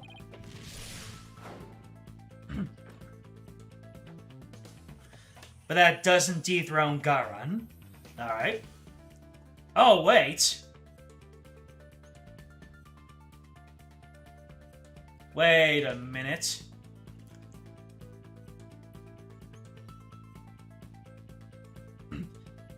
I need to undermine her rule. I mean, Maya's channeling ability shows that there are more people who are able to channel, right? At the same time, I feel like it's the Founder's Orb. Okay, it is. Is the Founder's Orb the key to the revolution? Okay. Dirk was convinced that the orb is the key to the revolution and Khura'in's future. In light of Garon's obsession with the orb, makes a large amount of sense. She probably doesn't want anyone using it to gain spiritual powers and rise to the throne. He could definitely try to do just that, but that's where it all starts to fall apart.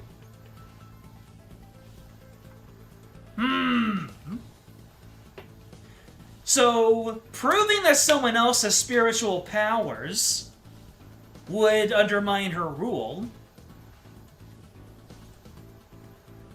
Has Garon been using Amara to fake the fact that she can channel spirits?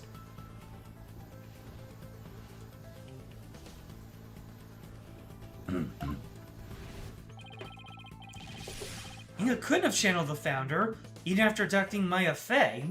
After all, Inga couldn't have channel the Founder, even after abducting Maya Fey. After all, he didn't know the Founder's name, the Founder never existed, only the Queen can channel spirits. No? What? Oh, he was gonna use her to channel spirits, right?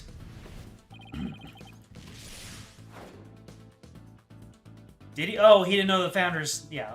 He didn't know the Founder's name. Yeah. Only the Queen is privy to that information.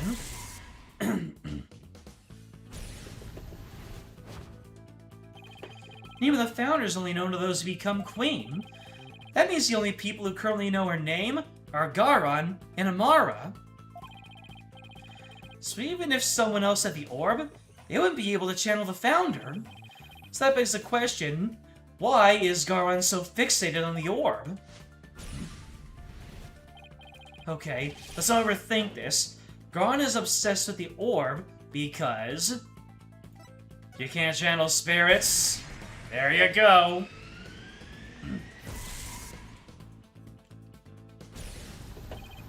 Could it be? It's hard to believe, but... if she wants spiritual power, does that mean Garon can't channel spirits? That would explain why she had Amara perform the rite of channeling. Is that why she let Amara live? To stand in for her when the time came to channel spirits? So, if Garon can't channel spirits, she'd have no claim to the throne, baby!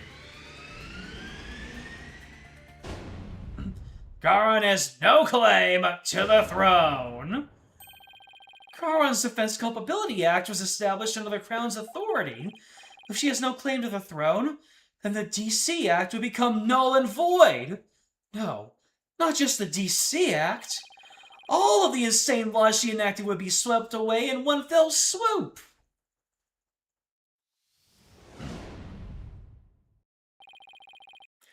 Every single time I think, now that is one air forehead, am I right? You claim the authority of the crown?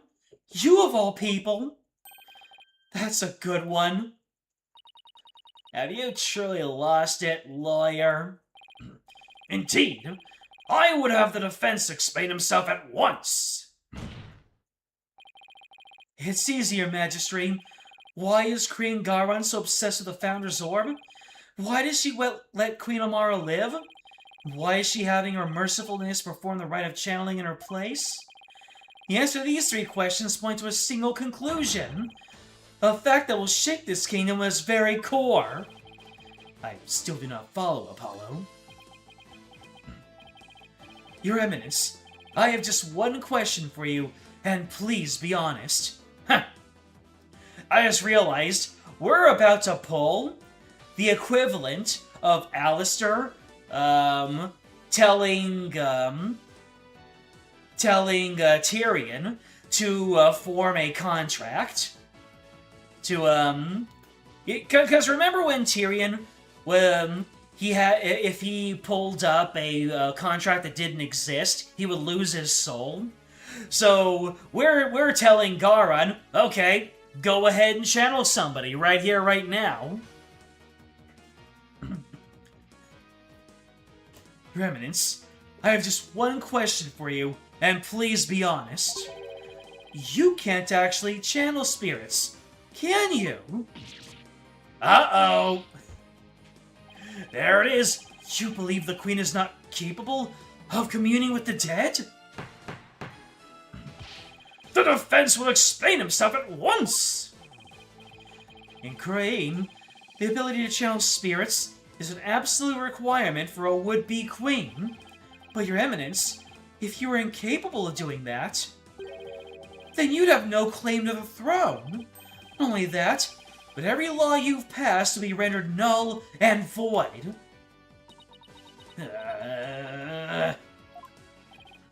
You, the Garan Royal Guard?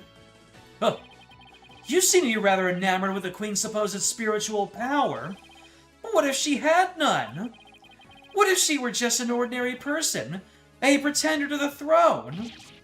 That's crazy talk! Impossible. Everyone knows only spirit mediums can become queen. Such blasphemy. On what grounds do you make such a defamatory claim? Queen Garan, if you think I'm just out to defame you, then prove it. Prove it all using this piece of evidence you want so badly.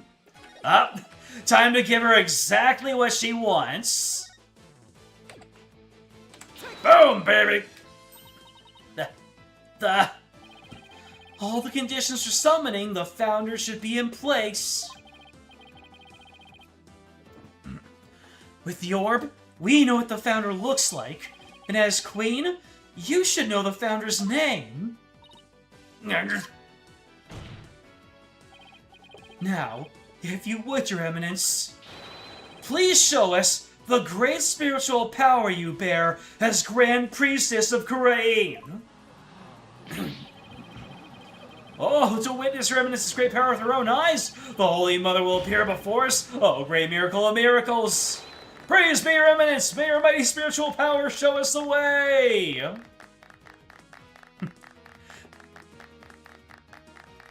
Yeah. Come on!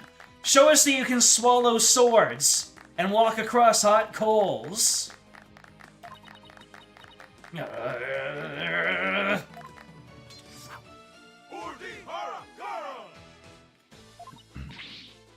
Enough! Enough, I say, you mindless cretins! Your Eminence? Can it be that you cannot? No, I want a lawyer! Summon one at once! Aren't you forgetting something? There aren't any lawyers left in Khura'in. You can thank your Defense Culpability Act for that. Your Eminence, please, give us a glimpse of her magnificent spiritual power! Summon her holiness so she may guide us! I've had enough of you! Out of my sight, all of you! If you're truly capable of channeling spirits, then get on with it already, Your Eminence! Oh, you sneaky, underhanded, wretch of a lawyer! That reminds me, you said something to this effect earlier. It's time to cease this insanity. Don't you feel stupid for saying that now? Indeed, of all the things she said, I can think of nothing more ludicrous. Apollo, teach this deceitful, putrid queen a lesson she won't soon forget. The only thing that can tie it together is for him to tell her to let go and move on. Gladly, because it really is time to cease this insanity. Khura'in, your reign of terror ends here! Oh, goddamn! Apollo unleashing his hockey! Let's go!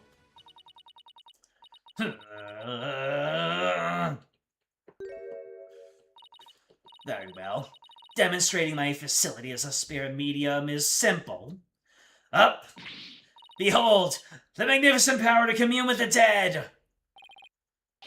Oh, Your Eminence!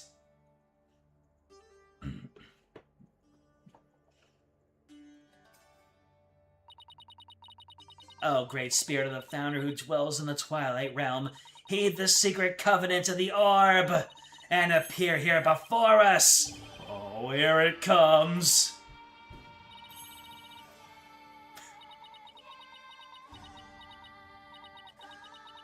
You're gonna put out your back, Your Eminence!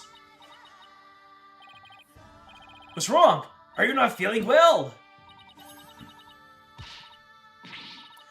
Gracefully say your presence, the time is now, I beseech you! Appear before us! Heed my call, Founder, please! Does she even know what she's doing? Or is she just winging it?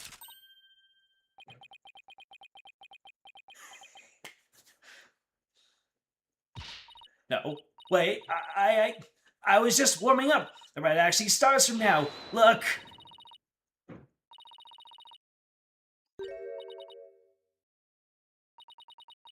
Mm-hmm.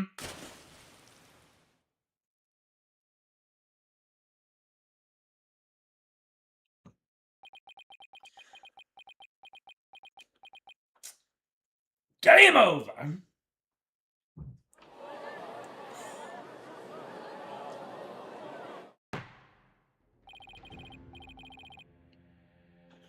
Prosecutor Sadmati, how is Her Eminence? Not looking very eminent. It seems she now believes that she herself is the Holy Mother. I see, but her attempt at spirit channeling failed, did it not? Sadly, she seems unable to accept the facts. I fear it'll be quite a challenge to question her later. Hey, I'm the Holy Mother! I started the whole religion!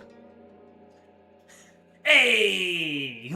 That's Garon's impression of the Holy Mother. Give Garon the throne! Hey! And what, if I ask, was her motive? I understand that she killed Minister Inga in order to prevent his coup d'etat, but what of her attempt to assassinate Queen Amara 23 years ago? To become queen herself? Maybe she just craved power and attention. She likely developed a psychological complex from her inability to channel spirits.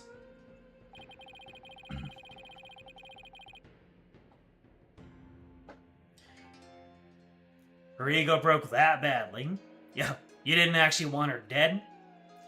This is exactly what you maintain. You really should have just ended the trial after declaring Dirk guilty. Why is that, Darius?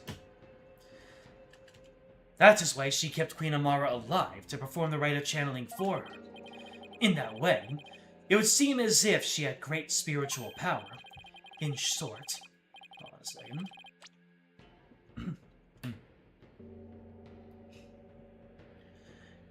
She built a cult of personality upon fear and lies. Then again, do not all tyrants. So then, she never really intended to kill Amara, huh? What I don't understand is why Queen Amara even listened to Garon in the first place. Especially 14 years ago, before Rafa was being held hostage. Why would she keep letting the people of Khura'in think she was dead? while she kept quietly performing the rite of channeling for Garan. My mother is a gentle soul by nature, and loves her sister dearly. So when Garan told her to hide because Dirk was out to kill her, she believed it. What's more, she did not wish to tarnish the name of her beloved sister, which is why she acquiesced so obediently to Garan's request to keep channeling for her, until she fled with Dirk, and was told the truth, that is. So she's a good sister to a fault. So that's what happened. And since Rafa was being held captive, I imagine Amara had no choice but to help cover up the truth behind Inga's murder. Yeah, living secretly as Rafa's servant Nena, no doubt only deepened her love for her daughter, so she'd do anything to keep her safe. All the more reason to hide the painful truth from her. Well, that was a case for the ages. Prosecutor Sadmati had been cleared of all suspicion in the murder of Minister Inga, as has Mr. Dirk Sadmati in the assassination attempt on Queen Amara. Now then, I think it's high time I handed down my verdict on Dirk and Nayuta Sadmati. Not guilty!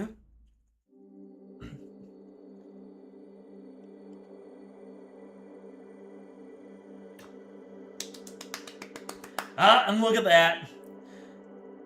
Was that the first time we've seen and no prosecutors left?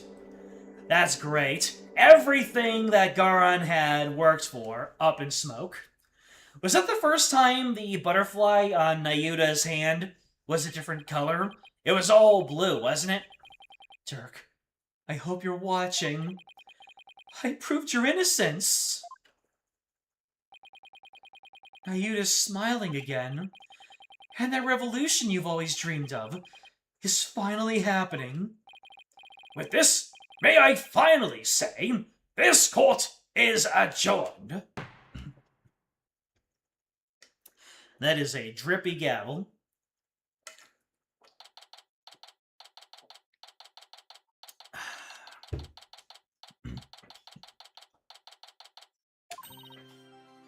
Way to go, Apollo!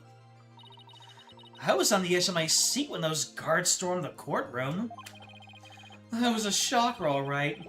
Can't imagine anything like that happening back home. I know, right? I was ready to go on down there and teach them a lesson myself. Really? I was barely able to hold her back. Hold me back? You were about to go ballistic after a while there, Athena. Yeah, well, I was thinking about helping you smack a few of them down, to be honest. Remind me never to say or do anything to deserve a Maya Athena double suplex. You did a fine job out there today, Apollo. Thanks for all the great advice, Mr. Wright. Nah, it was all you. That perseverance and never say die attitude you showed was impressive. I actually learned a thing or two myself. What? From me? That's a laugh. There were any number of times where I wouldn't have blamed you for giving up. But you stuck it out to the end and came away triumphant. By sheer force of will and inner strength forged in countless trials, you overcame the most desperate and hopeless situation I have ever seen. I don't know about all that. I mean it. You've really come a long way, Apollo. I have nothing but respect for your abilities as an attorney. Really? Aren't you exaggerating just a little bit, Mr. Wright? You did it, Apollo. You finally won a seal of approval. What about me, Nick? My channeling's come a long way, too. After all, I was deemed worthy enough to be used in 2 major crimes already. Yeah, and 2 major chances for me to become someone for you to channel next. Honestly, I couldn't have done this without the support of each and every person here. Mr. Wright, Athena, Nayuta, and of course, Dirk. That was pretty cool, Polly. Hi, Trucy. Trucy? What are you doing here? It's magic. I'm afraid she employed the old let's stow away in Mr. Edgeworth's suitcase trick. What? That was suddenly explained why my suitcase was so heavy. Tell me you at least noticed it was heavier than usual. Trucy? Do you even have a passport? My magic panties are an extra-dimensional space. It's like a mini-universe in there. I can produce a passport at the drop of my hat. Right. Maybe some things in this world are better left a mystery. Hornhead? Barbed head? I am forever in your debt for what you've accomplished in this Hall of Justice. Without your presence, I may never have changed as I have this day. It's pathetic, I know. That's where you're wrong, your benevolence. It was you who changed yourself. Only you could choose to defy Garan. And that decision was yours, and yours alone. That's right. All we did was present you with an opportunity. And you made use of it with your gusto. This victory is yours, your benevolence. You should be proud of yourself. I see. So, I am worthy of my title, after all. I shall work to heal our kingdom, so that it may know peace and prosperity once more. She sure bounced back quick. So, your benevolence, I take it you learned the truth of your origins. That you are the daughter of Dirk and Queen Amara. Yes, my mother, I mean her eminence, told me. She said it was a part of my disciplining. If you can call it that. Sounds more like blackmail. Keep quiet or I'll tell everyone you're the daughter of a criminal. My mother was so insufferable. Or should I say, my former mother. Sounds like there was no love lost there. But you cleared Dirk's name. My true father will no longer be known as a criminal. Therefore, I have nothing more to fear. So, what's next for the Kingdom of Khura'in? I mean, you lost your queen, so... Her benevolence Princess Raifa will ascend to the throne. Ayuda? But she can't channel spirits yet, right? Indeed. Which is why I will act as regent on her behalf. Until the day she comes into her own. How does that make anything better? Yes. Your help will be greatly appreciated, Prosecutor Sad...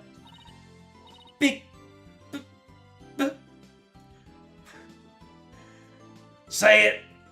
Say Oni-chan! Ba?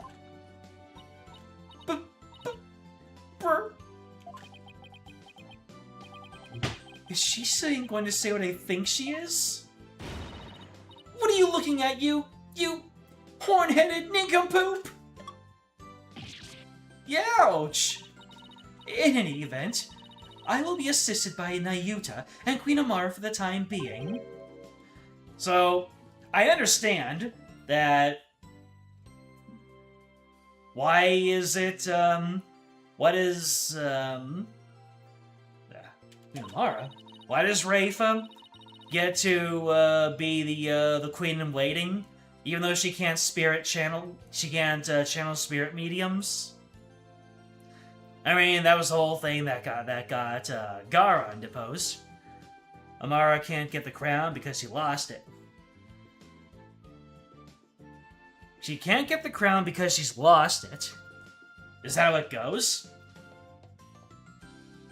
She can't be queen proper because... He's not able to channel spirits. So then, who is at the very top? Who is the king and or queen? So then why is Nayuta able to be an acting regent? As the de facto crown prince? Oh, is that how it works? So, they don't have a queen anymore, but the prince can still assume all of the duties? I thought it just came down to an acting queen, but if the acting prince is fine, then I guess there we go. Our country offers counsel to the rulers of neighboring kingdoms through channeling. It is a duty I intend to fulfill myself one day, but for now, I will have Queen Amara assist me in that capacity. So then, she's going to be alright? Yes, it seems a bullet went straight through without doing any serious damage. All of them? That's a relief. You did it, AJ! Thanks to you, both Dirk and Nayuta beat the charges against them, and you got the revolution rolling about. Revolution? Dirk, I guess you're right to believe in me after all. Yes, sir. There's gonna be some major changes around here. The legal system's gonna return to its rightful state, like how Dirk always wanted. And the name of Apollo Justice will go down in Khura'in's history. Yeah, right. Oh, Nayuta, before I forget, there was something I wanted to give you before I head back home. You wish to give me something? Yes. As Dirk's birth son, I think you should have this. It can only be... Take that! This is Dirk's. I have to get back to the States, and I know you're a prosecutor and all, but as the man that's going to change Khura'in, it's only right that you have it. To change Khura'in? Yeah, in Dirk's place. Apollo, I am afraid I must refuse your gift. What? Why? There is something I would like to show you. Huh? What's this all of a sudden? Mr. Wright, won't you and your friends please join us? Oh, sure.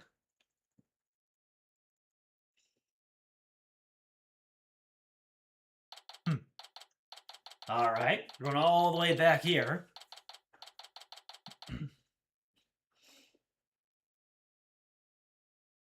Yeah, so ruling the country is going to be a family effort. So why'd you bring us here, Nayuta? Apollo, I want you to stay here in Khura'in. What? But why? We have lost our queen, and our kingdom stands at a crossroads. Most of all, we will need to rebuild our entire legal system. Naturally, that includes the reintroduction of lawyers to the court. Wait, you're not asking me to? Yes, I want you to take over this law office. With you as a lawyer, and me as a prosecutor, we shall rebuild Khura'in's legal system from the ground up. You want me to help you rebuild the legal system? That's a lot to take in. Apollo, I cannot do this without you. As a lawyer, you are Dirk's spiritual heir. And having studied in America, your legal knowledge will be indispensable in America. This is way out of my league. Revolution is still in its infancy, but it was Dirk's dream to restore the legal system to its rightful state. Will you not help me realize that dream? Come on, AJ. You know it's what Dirk would have wanted. Let's do it together. You must be taken aback by my sudden request, but please, give it some thought. Of course. I'm honored that you asked. Still... In the world?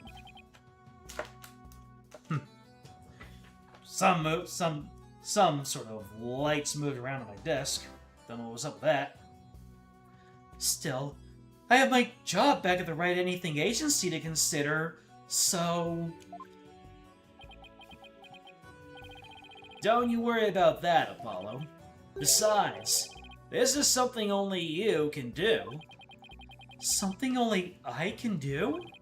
I mean, to be completely honest, our office would be a bit short on firepower without you around, but hey... Mr. Wright... Actually, I'm sorry, but I can't get on board with this. Athena? I mean, there's still so much I want to learn from you, Apollo. That's right. I'll be the same without you. And everyone back home would really miss you, too. There's no way I can agree to this. Still, if you really wanted to stay... Yeah, Athena's right. It won't be easy, but...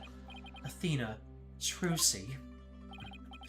Apollo, no one but you can make this decision. Know that I will not question whatever choice you make. Our flight leaves tomorrow morning, Apollo. Think you can make up your mind by then? I'll try. Talk about a difficult decision. Should I go back to the US and continue working at the Wright Anything Agency? Or should I stay in Khura'in and help Nayuta rebuild the legal system?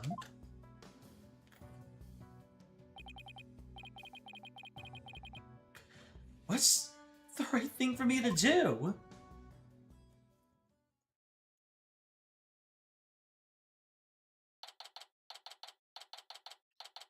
I am on the edge of my seat right now.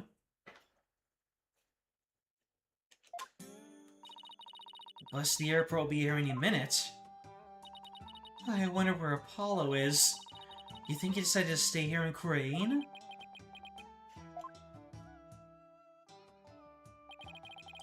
I bet he was up all night thinking. It is a life-changing decision, after all. Whatever he decides, I'll have to accept it. I guess this means no more courtroom battles alongside him. Hey, guys! I know that booming voice anywhere.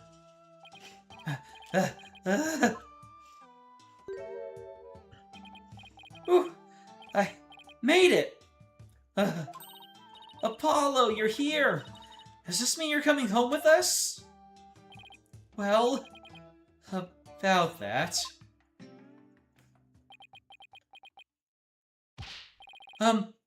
Mr. Wright? Yeah? I've made up my mind. Here it is. The moment of truth. I still have so many things to learn from you. But I've decided to stay in Khura'in. You're staying? But I feel like I have to pick up where Dirk left off. I can't let his sacrifice go to waste.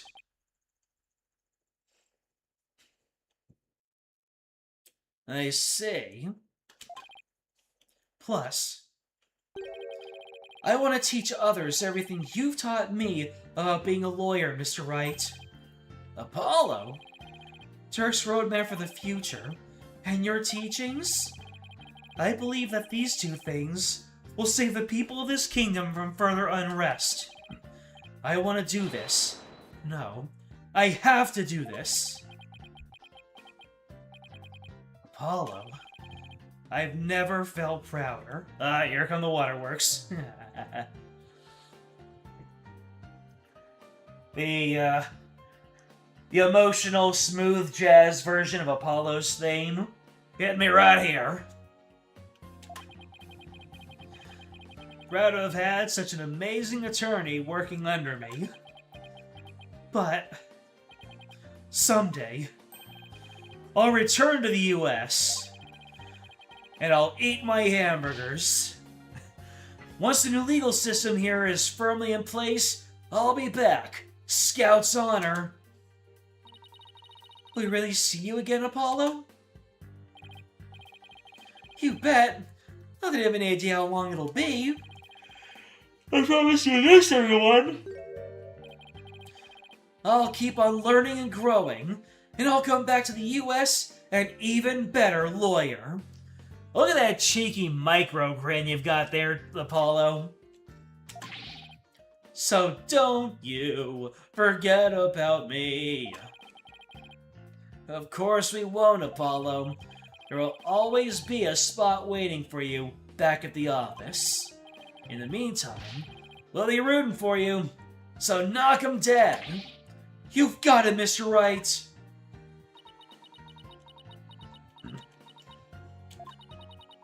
I'm gonna miss you, Polly.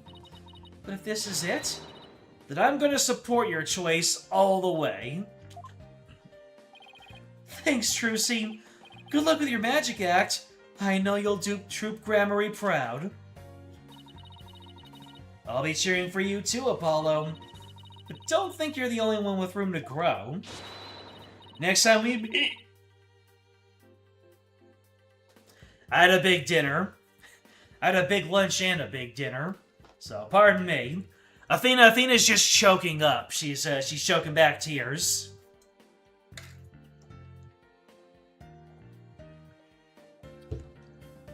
Next time we meet, you probably won't even recognize me. In other words, game on. You bet. And I'm gonna win.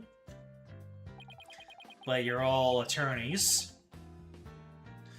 I'm gonna miss you too, Apollo, but I can't wait to see where your new adventure will take you. Well, there's our bus. Guess this is it, Apollo. I'll never forget everything you've done for me, Mr. Wright. I don't know I'll ever repay you. Here's to seeing you back in the US again, someday. Until then, you know where to find me.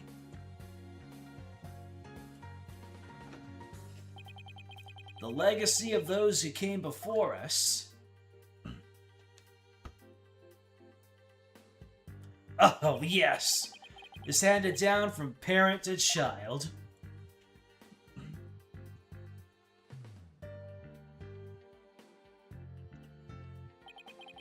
And from mentor to disciple. We must never stall or stagnate, but continue to grow and change. All that we've been taught, the beliefs and convictions that have been passed down to us, we must continue to nurture them so we in turn can pass them on to the next generation.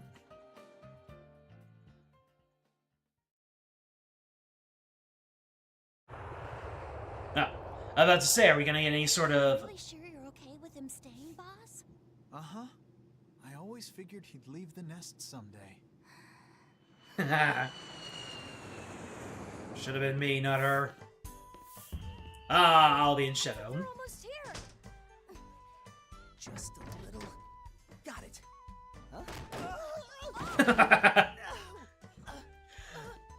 Why don't we go and check it out, AJ? Even Tats gets some voice acting. Nice.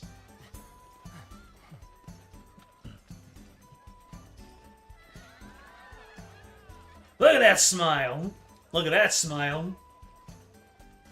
Friggin' smooth operator over here.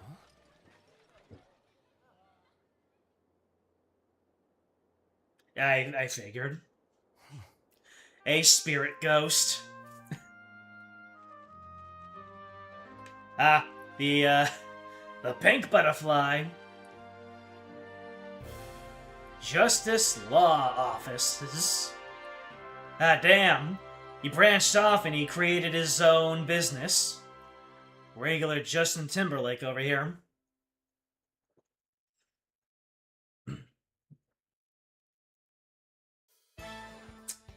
Ladies and gentlemen, that is game over for the main game, anyway. Go ahead, Mr. Hat, introduce yourself. I'm the amazing Mr. Hat. Nice to meet you. We'll take this opportunity to announce my solo debut. Seems Mr. Hat doesn't want Apollo to leave him in the dust. We are fierce rivals, you know. I can't let him hold the spotlight. It's just not the same without Polly, is it? I kind of miss him too. I know we should go visit him in Khura'in.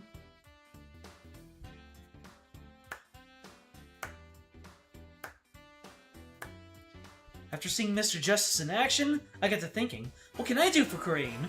And it came to me, tourism, that's what! I'll develop Khura'in's tourism industry and become more visitors. I'll roll out a night tour centered on the Founder's Orb. Ooh, and make a museum dedicated to Defiant Dragons. Boy, the ideas just keep coming!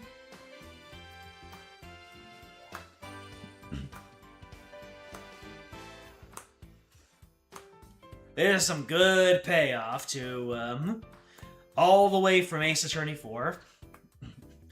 I want to congratulate you on becoming a forensic investigator, Detective Sky. Thank you, but Prosecutor Salmani says he has need of me. So starting tomorrow, I'll be working in Khura'in for a while. Look at it this way, it's sure to be an educational experience. True, plus I can't let that kid show me up either. I'll see what I can do for Khura'in's revolution. Well, challenges have a way of helping people grow. We look forward to our next investigation upon your return. What is his fascination with Emma Sky? Darn that forehead face, ever since he revealed the secret behind her teleportation trick. Show requests are totally dried up. We'll be out on the street if we don't find some work soon. Maybe we should take Trusty up on her offer. She said we can make our debut as magicians at Wright Anything Agency. I'm not gonna show her. I'm gonna show up someday and on my own terms. I think fires you up like a bitter rivalry.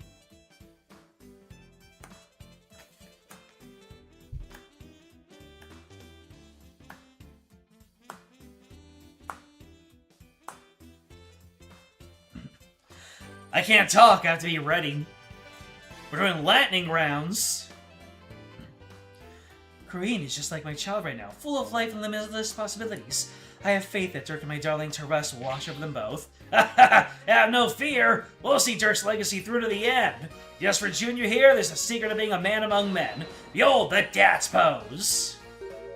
Ooh, it sounds like little Feta is saying no, please. Come on, little guy, don't be shy. Feta in me? I wasn't able to read that fast enough.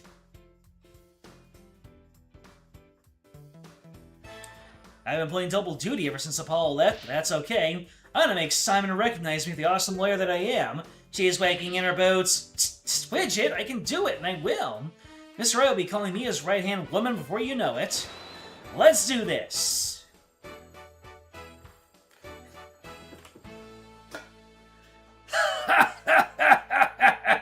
That's Blackwell laughing at, recognizing her. Bucky, how dare you deliver my order in such a sorry state? Don't be mad, Simon. There was a huge party in my shop yesterday, but it still tastes fine. Here, try some. Oh, that's not what I wanted to try. You great big pillock! I just lost my appetite because of you. It's hard to find good help these days. What'd you say, old chum? Who is he calling old chum? Is he talking to the Soba Man, or is he talking to someone else? Is he talking to me? Am I his old chum? That trial the other day really inspired me. I haven't created a Rakugo routine based on Shiso's case. It's a mystery story that'll keep likely audiences thinking on its head. It's called the Scary Udon Noodle. You're giving away too much in the title. Keeping the Tornado School going, Tornado School, is our way of paying penance and repaying our debt to Shisho. That includes Rakugo training for that kid, Owen. Ah, they actually know him now. He's not hidden away.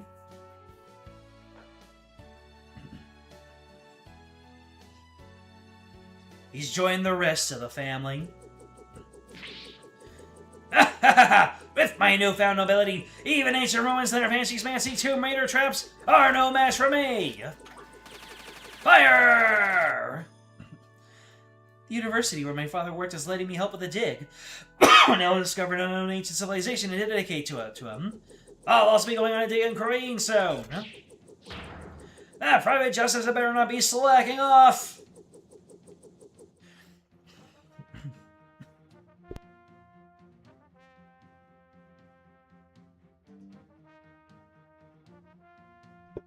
I'm gonna be super busy now that I'm ahead of the Fae Clan.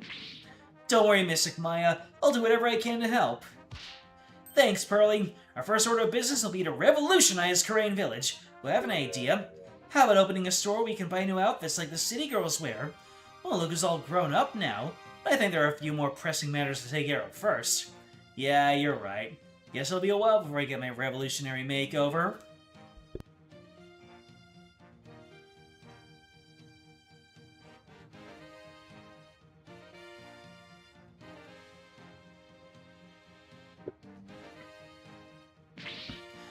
Mother! Now that you've stopped being Nana, I want a new Nana. I wonder if there'd be anyone willing to serve you in that capacity. You are quite a handful, after all. I am. With a simple wave of your hand, you would have your attire changed, meals prepared, and even your teeth brushed. To think I put such undue burden upon you, you a Grand Priestess of Khura'in. You're not, Rafa. We'll have plenty of time in which to make amends. Oh, perhaps you could start with one of your famous shoulder rubs? Telling it to her straight. That's discipline for you.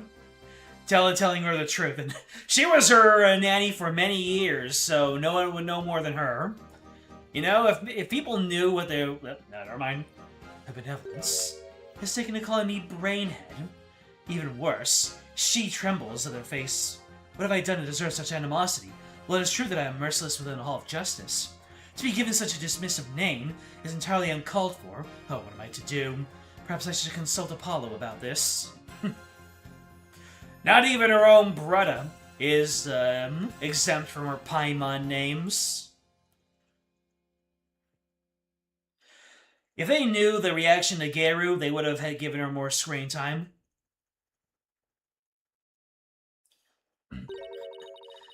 How's he doing, Mr. Wright? Great. He's a respectable lawyer in his own right.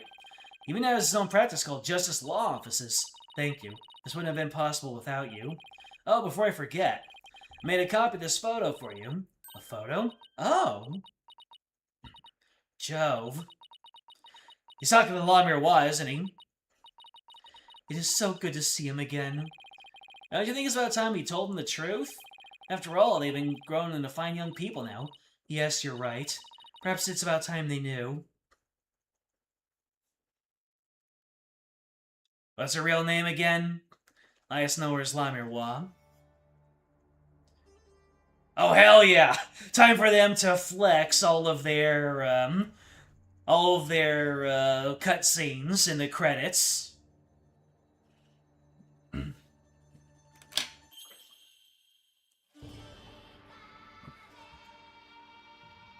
Does anyone who gets convicted in these games get to show up in the future title as a free man? Good question. I don't recall.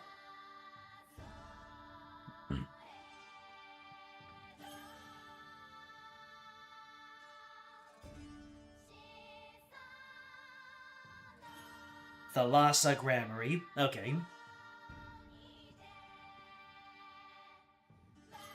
Thalassa Grammary.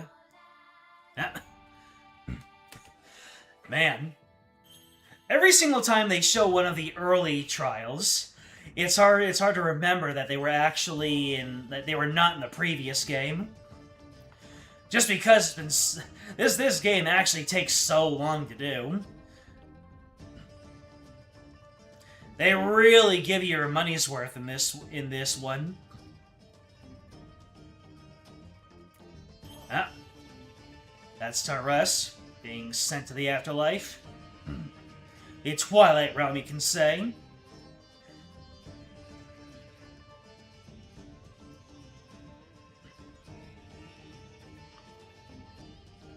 Then again, usually, the people who get incarcerated, the best. The best person who ever take the attorney stand, the defense. Usually, the people who commit the murders who get incarcerated are irredeemable monsters that we don't want to hear any more about.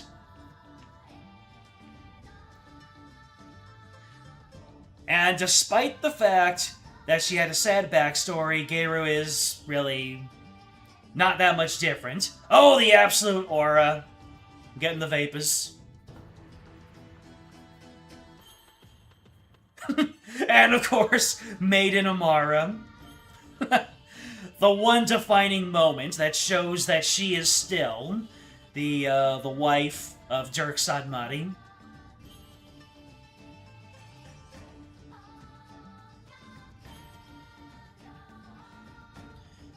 Oh yes, the Haki. And the Justice Law offices.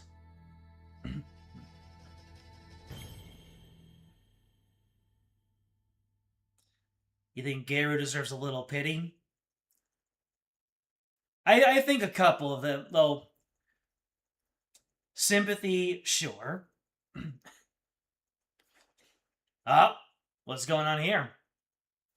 A little look at Phoenix's desk. Dear Mr. Wright, I can't believe it's already been a few months since I decided to stay. I'm sorry I haven't been good about keeping in touch, but things have been really hectic. Rebuilding a legal system I'm not yet familiar with has been a real challenge. But I will say, it's given me plenty of work to keep me busy.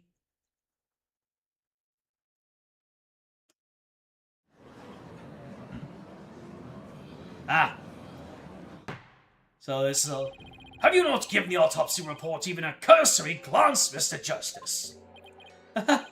It's just... I have 15 clients on my plate right now. Oh, I probably shouldn't have accepted all 15 at the same time.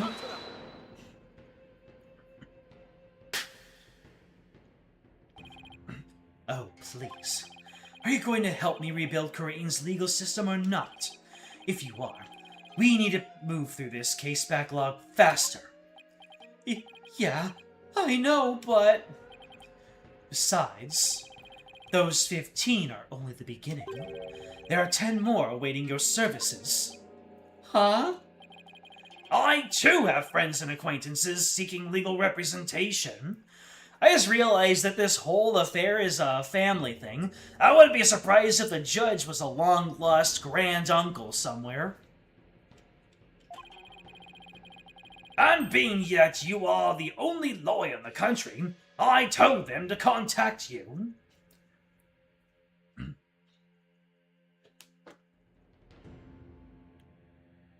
You wouldn't call... Yeah, she deserves time, but you wouldn't call her a monster. I suppose that makes sense. And also, well... Oh, I was thinking of the DLC case from Dual Destinies, but that ended up being tried in accident. Well, I guess there are plenty of culprits who ended up being sympathetic at the end of the day. But still plenty who deserved it, who deserved to get bozoed. And being you're the only lawyer in the country, I told them to contact you. If her master just used his words and told her how he felt, yeah, that is true. She was a victim of circumstance, but most certainly still a murderer. He kind of reaped what he sowed, but it was just a bad situation all around. I estimate it will only add about 16 clients to your caseload. Huh? Oh, wait just 1 minute. I've been handing out advertisements for your new office. They read, from legal advice to investigating extramarital affairs, even yak milking. Why is that so out of pocket yet so on brand? For a limited time only, these services and more are free down at Justice Law offices. I have already received requests from 380 new clients. I'm gonna have to say something, aren't I?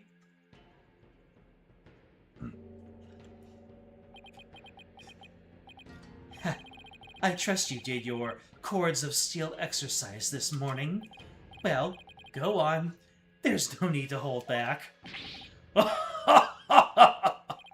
Now that you mention it, we have yet to hear you shout today. Yes, and I have grown quite drowsy from these tedious proceedings. I could use a loud something to wake me up. Do not disappoint me, Hornhead.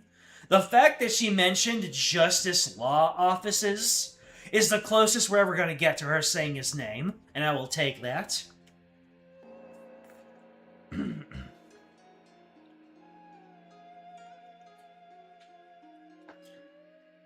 If you dehumanize them, then they'll start dehumanizing themselves, turning them into actual monsters. You're absolutely right, Faye. I was just talking off the cuff of my head, but I don't think there could be a better truth. Certainly some of them were bad, but not all of them. In fact, a good amount of them. In fact, there are a good amount of cases where they gracefully take their incarceration, right? So, I retract my statement. I'm pretty sure the more sympathetic... Have we seen after credits of the more sympathetic ones? Here it comes! There's really only one thing to say at a time like this. It's a word I've said countless times in my career, but one I'll never tire of. Would you look at that?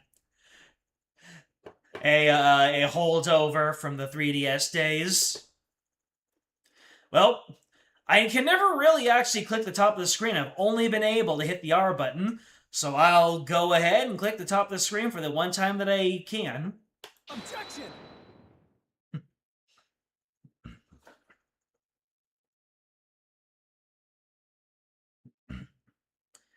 The end.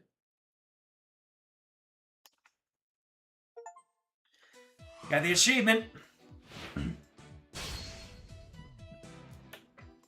Ladies and gentlemen, that is done and dusted. And we've got a special episode to look at. Can we get a preview? So this is going to be a special episode. Turnabout time. Is that Larry Butts? Oh, we're already peak into it. Wow. Turnabout time traveler. Are we actually going to involve ourselves with time travel?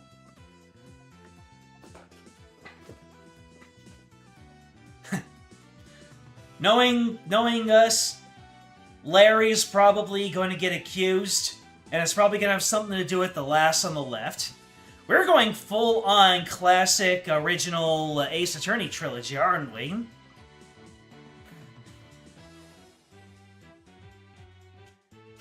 If something smells, it's usually the butts. Oh, that takes me back.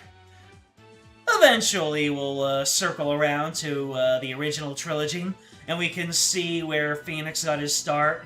But we've still got that. We've still got the Great Ace Attorney Investigations. I've got the Great Ace Attorney Chronicles. I keep on mixing up the two tertiary series. And we've got Ace Attorney Investigations. And some way, somehow, we'll find out a way to play the latent crossover. It has to happen. But yeah. You're showing me the errors of my ways. Just because they get convicted doesn't mean that they are completely irredeemable. Like I said, a lot of people are victim of circumstance. Either they didn't know what was going on, or there was just an unhealthy dynamic, and the only way that they felt they could do it was to act. They could get through was to act out. Some of them are bad people. A lot of them are others. But, yeah, it's a case-by-case basis, and it was wrong of me to say that most, if not all of them, did not deserve the time of day. That is absolutely not true. So, a little bit of posterity there.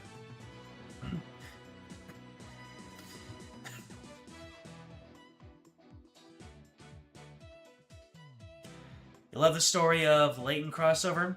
You want that game so bad? I thought you played it. Or did you just watch playthroughs? You also fail to understand that everyone is capable of committing atrocities, including yourself. Well, so many stories are hinged around that aspect.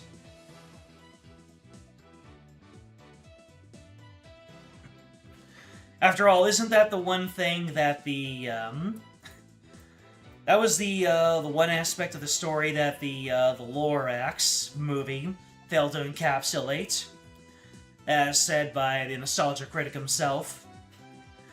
I still remember that one sketch that he did where a kid says, "Mommy, can I end up like him?"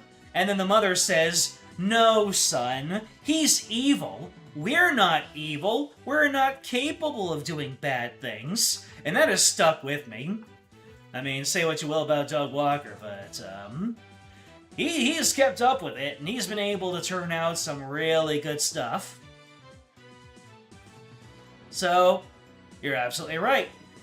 The common person is capable of committing the most awful of atrocities if they lose handle of themselves. So, and it could be you, it could be me.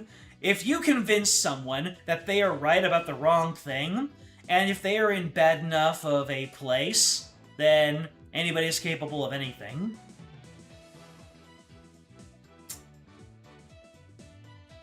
And to think, one of the, and the point of this, deep discussion is that they should have put more clown tits into the end credits.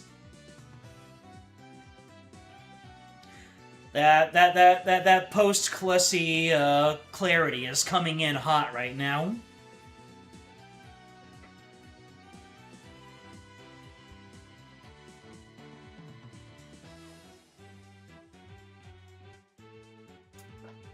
What got you to adopt the mantra? East Origin? What's FMAB? Oh, Full Metal Alchemist Brotherhood. Yes. Here we are, almost an hour after reset time. Good times. Hey, we're talking about deep philosophy and balloons. Those balloons, man, they can make you into a better person for real, for real.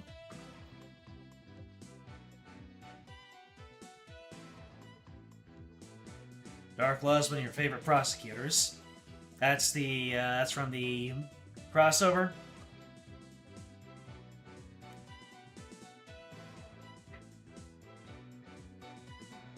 In any case, it's like you say, we are an hour after reset time, and let me see here. So we've got investigation day 1, we got investigation day 2, we've got 2 days of investigation, 2 days of trial. So it looks like we've got what? 4 more streams of this, depending on how long these sequences go. Though we're still in it for a long haul. This game is gonna go on longer than some of my long form games. I'm looking forward to that. Gave us a chance to experience a whole lot more Peak.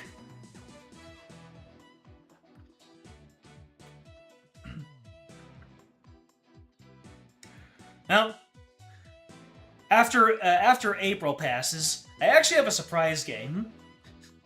Not exactly a it's not exactly going to interrupt anything, but let's just say that based off of something that happened recently, I've actually been asked to not represent, but I've been asked to play a game on stream, and it's a demo. And the demo's about an hour and a half, so it might cut into the stream. Like, we might do what we did for Pineapple on Pizza, where I will do this demo, and then we'll go back to our regularly scheduled stuff. But yeah, there's a new game coming out, and there's a demo for it. Now, I have been asked to play it on stream. Someone actually directly came to me.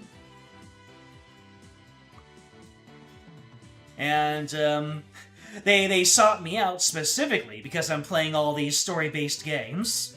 So, I'm interested to see how it will go. But, they're rolling out a new update. So I would have played it sooner, but that new update is coming out later on. No, it's one of the developers on the game, or not one of the developers, someone like representing the publisher or something. So someone attached to the game reached out to me, and I am not joking. This isn't a Fall Guys situation where I'm debating you. This actually happened. So, yeah. Once April rolls around, we'll see this demo. It is not a sponsored stream, no.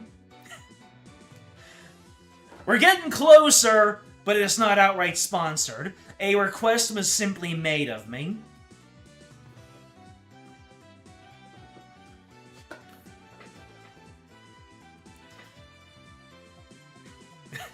You would love for me to replay Live Alive. You know what? That does seem like the perfect game for an audience participation stream. Our own brand of audience participation. It is exciting. I'm glad for it. But yeah, once so they'll be updating the game on April 1st, which kind of makes me suspicious, but not really. And then after that happens, I'll be playing that demo and representing things. More yelling at the streaming. Yep, that's become part of the brand for this stream now. Me showing, me giving you something to yell at. The judgment is part of the audience participation, and I've been resigned to that. I kind of have this complex where I need to be perceived as, like, unapproachably smart and competent. And, at this juncture, I realized that I can't exactly achieve that. I don't think anybody can. So, I might as well roll with it. I remember watching a video essay recently about the success of Rodney Dangerfield, and how he came on stage and he made himself, like, the least important person in the room, and he became all the more likable and relatable because of it. And that stuck with me. So I'll try to aura farm when I can, but the thing that I have been learned about by playing these Ace Attorney games is just roll with it, and you know, what am I trying to say? Just roll with it, I guess. Be dumb. Everybody's dumb. So just embrace it. The biggest streamers are clowns. Yes. I thought immediately of Queso also. And he is one of the most bullied streamers. But the funny thing is, oh man, when he drops the act and he laughs with his audience, it is some of the most wholesome stuff I've seen. He has the best fake anger that I have seen in the business. But when he breaks character and he laughs, I just love it. Of course, he doesn't do it for long, but at the same time, you can tell that he is so grateful for all the success that he's had. And I too am grateful for what I have been able to achieve, after all, with what I've been able to do. And that goes all the way back to 2016, when I got up to nearly 40,000 subscribers doing those Five Nights at Freddy's videos, because let me tell you, if I didn't have those videos to inflate my subscriber count, I probably would not have had the 1,000 subscribers to enable monetization. And that was a milestone I hope to reach. But, you know, everybody here, being able to experience these games alongside me just keeps me going with the motivation and the passion. I want to give a little bit more back in terms of like shorts and uploads. I just need to spine up and get myself to that point, because there are plenty of classic moments.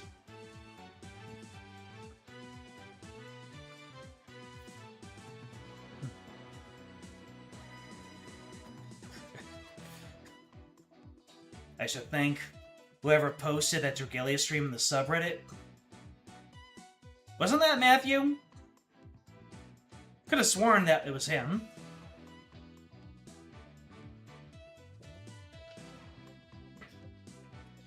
Or was it someone else?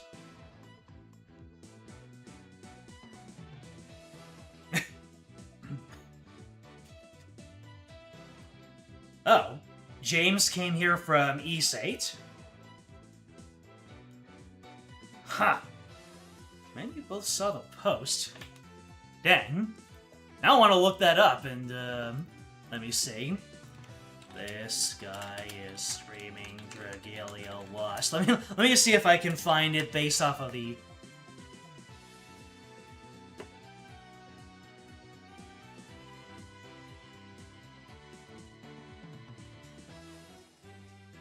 Nah. I think that, that post... was it posted to the, Dragalia channel? Might have been a really early one. Actually, no, it was turned into live service games. I think I only... Wait. How do I go to the very top of a stream? Unless... Was Dragalia converted into, live? Yeah, how do you go to the very top of a channel in Discord? Well, I guess I'll just hold home until I get to the top.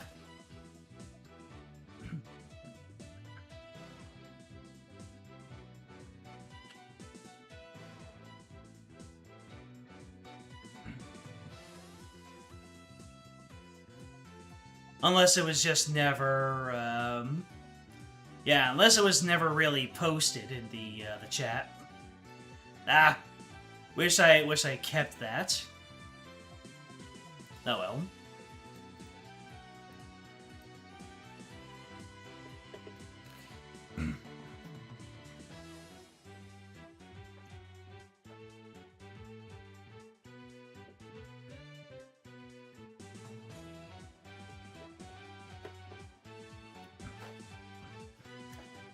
Don't think you can? Yeah, I just held on the home button.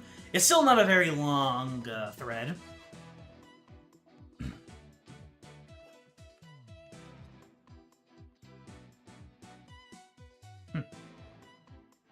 You subbed during the Five Nights at Freddy's days, but then you joined back in for Mega Man? That's incredible. You're after my own heart right there. For a regular to come in during a Mega Man stream, that's how I know I've got an OG. That dude is in our server. I can thank him there. He shows up occasionally too. Wish I could. I'd love to hunt this person and assault them with thanks and sincere appreciation. The third lot.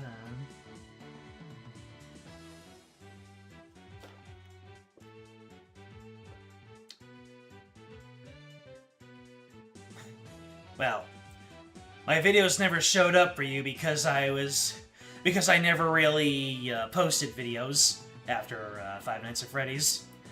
I was active from 2014 to 2016, and then the big sad happened, and I kind of walked away from it to, well, the big sad followed by me finally gaining employment because I was my only income was those videos, and then when I finally got a job, I stopped making the videos because my time was going elsewhere. And yes, Moderator Catone has been here the whole time.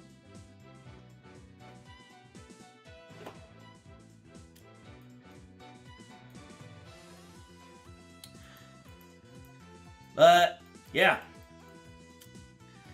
Thank you, everybody, for sticking with me this long.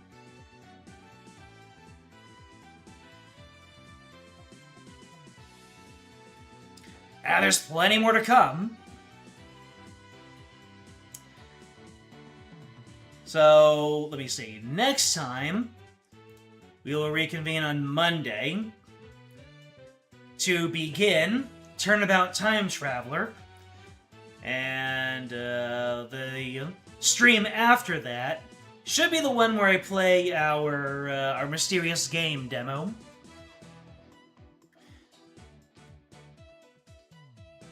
Well, so I guess I can just say thank you, Fate, Solaris, Moderator Catone, James, Matthew, you were in here, Darius, I believe you were in here, Everything Sucks, I believe you were in here, and was there anybody else? There's like one other person who said one thing, and you are no less important to the stream than anything else. But anyways, thank you if you're watching this stream as a VOD, so you know what to do. And pay close attention, because it seems like some of the people in chat can listen to all these. Like, subscribe, comment, ring the bell, you know, that notification bell next to the subscription. If you're not seeing my videos, that will help you out. I am not shilling, I am directly responding to things said in chat. And join the Discord. It is in the description. It will let you know when the next stream comes up. I have already outlined what we have to look forward to, so I will not repeat myself. Until then, game out.